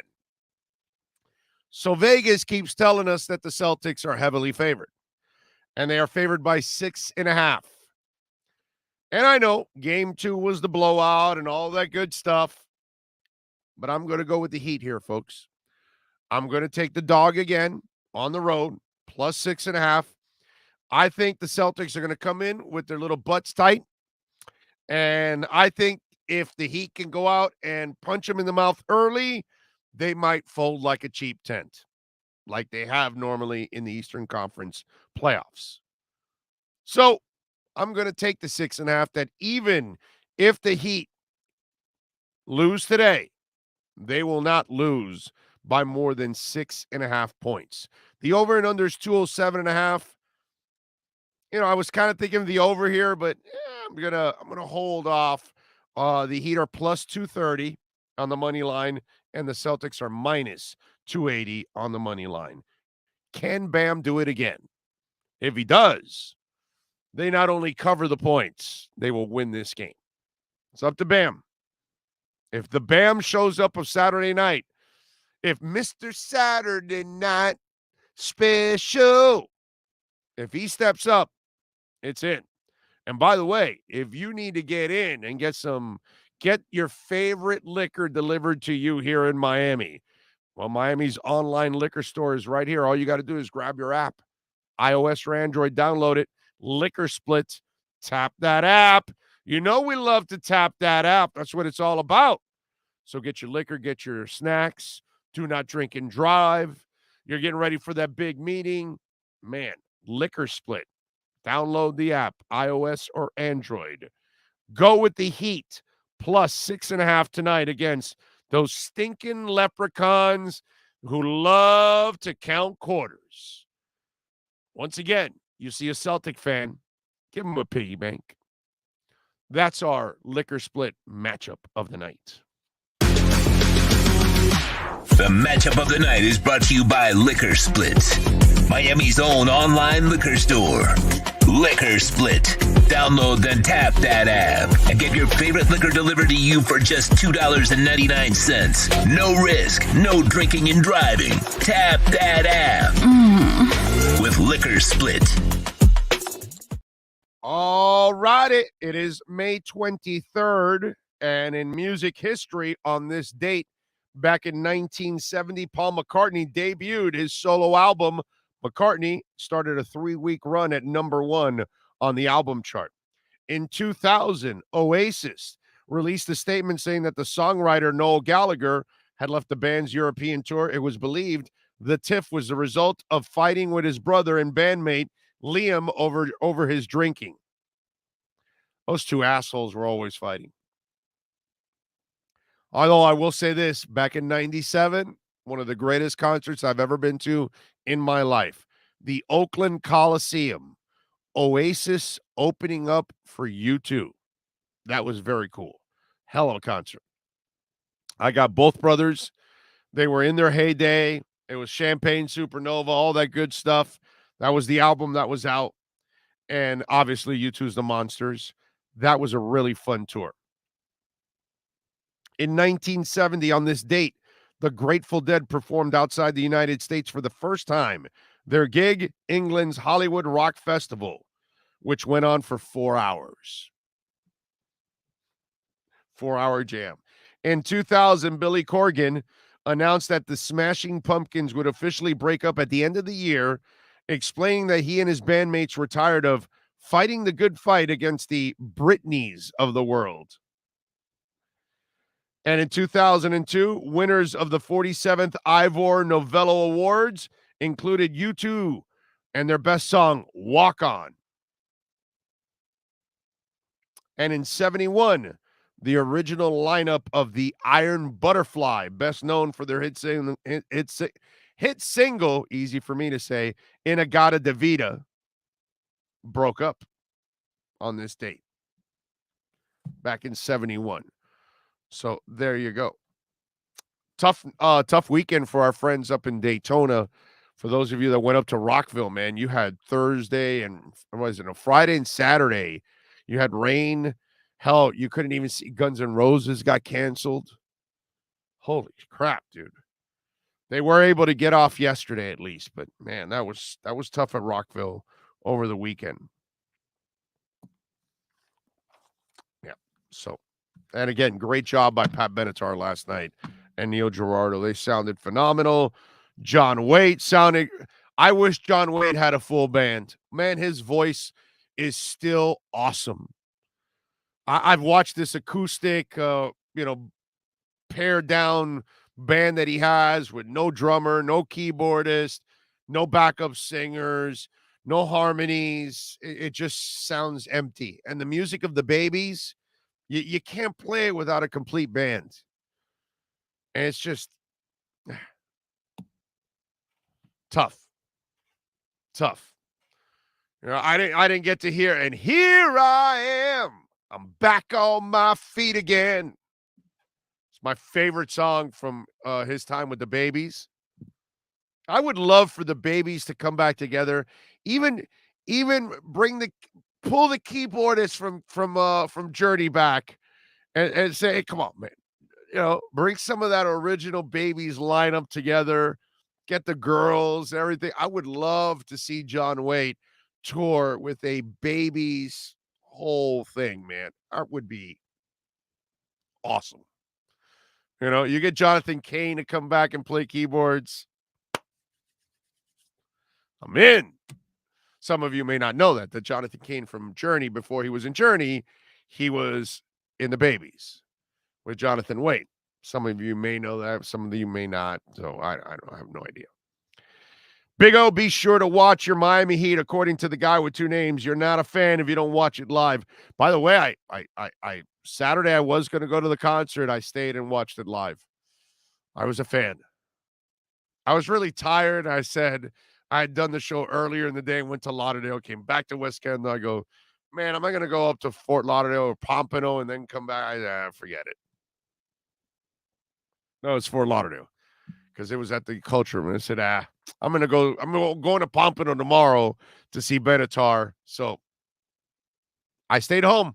I was a real fan and watched the Heat. Didn't watch it record. Although I wasn't a fan yesterday. No, yesterday I was a shitty fan.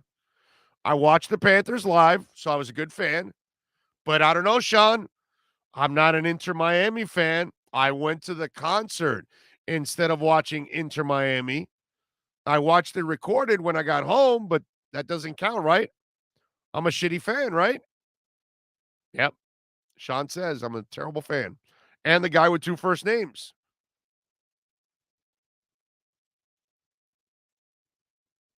Yeah. Yeah.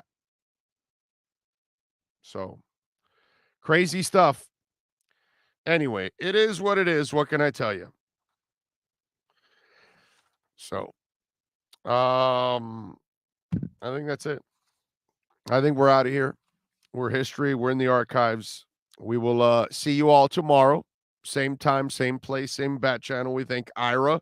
We thank Alan, and we thank Marcel, and we thank, of course, the man, the myth, the legend. I mean, we can't do it all without Sean Stanley, who masters it all. Thank you all out there for tapping that app. As always, don't forget, if you want to try the Blue Chew, you got to use our code Big O. All right, you try Blue Chew free when you use our promo code Big O at checkout. All you do is pay $5 shipping. That's bluechew.com. Use the promo code Big O to receive your first month free. Visit bluechew.com for more details, important safety information, and of course, we thank Blue Chew for sponsoring our podcast. So, guys, get some confidence, get some help in the bedroom. Blue Chew right now, baby. It's a unique online service delivering the same active ingredients as Viagra and Cialis, but in chewable tablets and at a fraction of the cost. So check it out there, bluechew.com. Use the code Big O. All right, we're out of here. We'll see you guys tomorrow, same time, same place, same bat channel. Have a great one.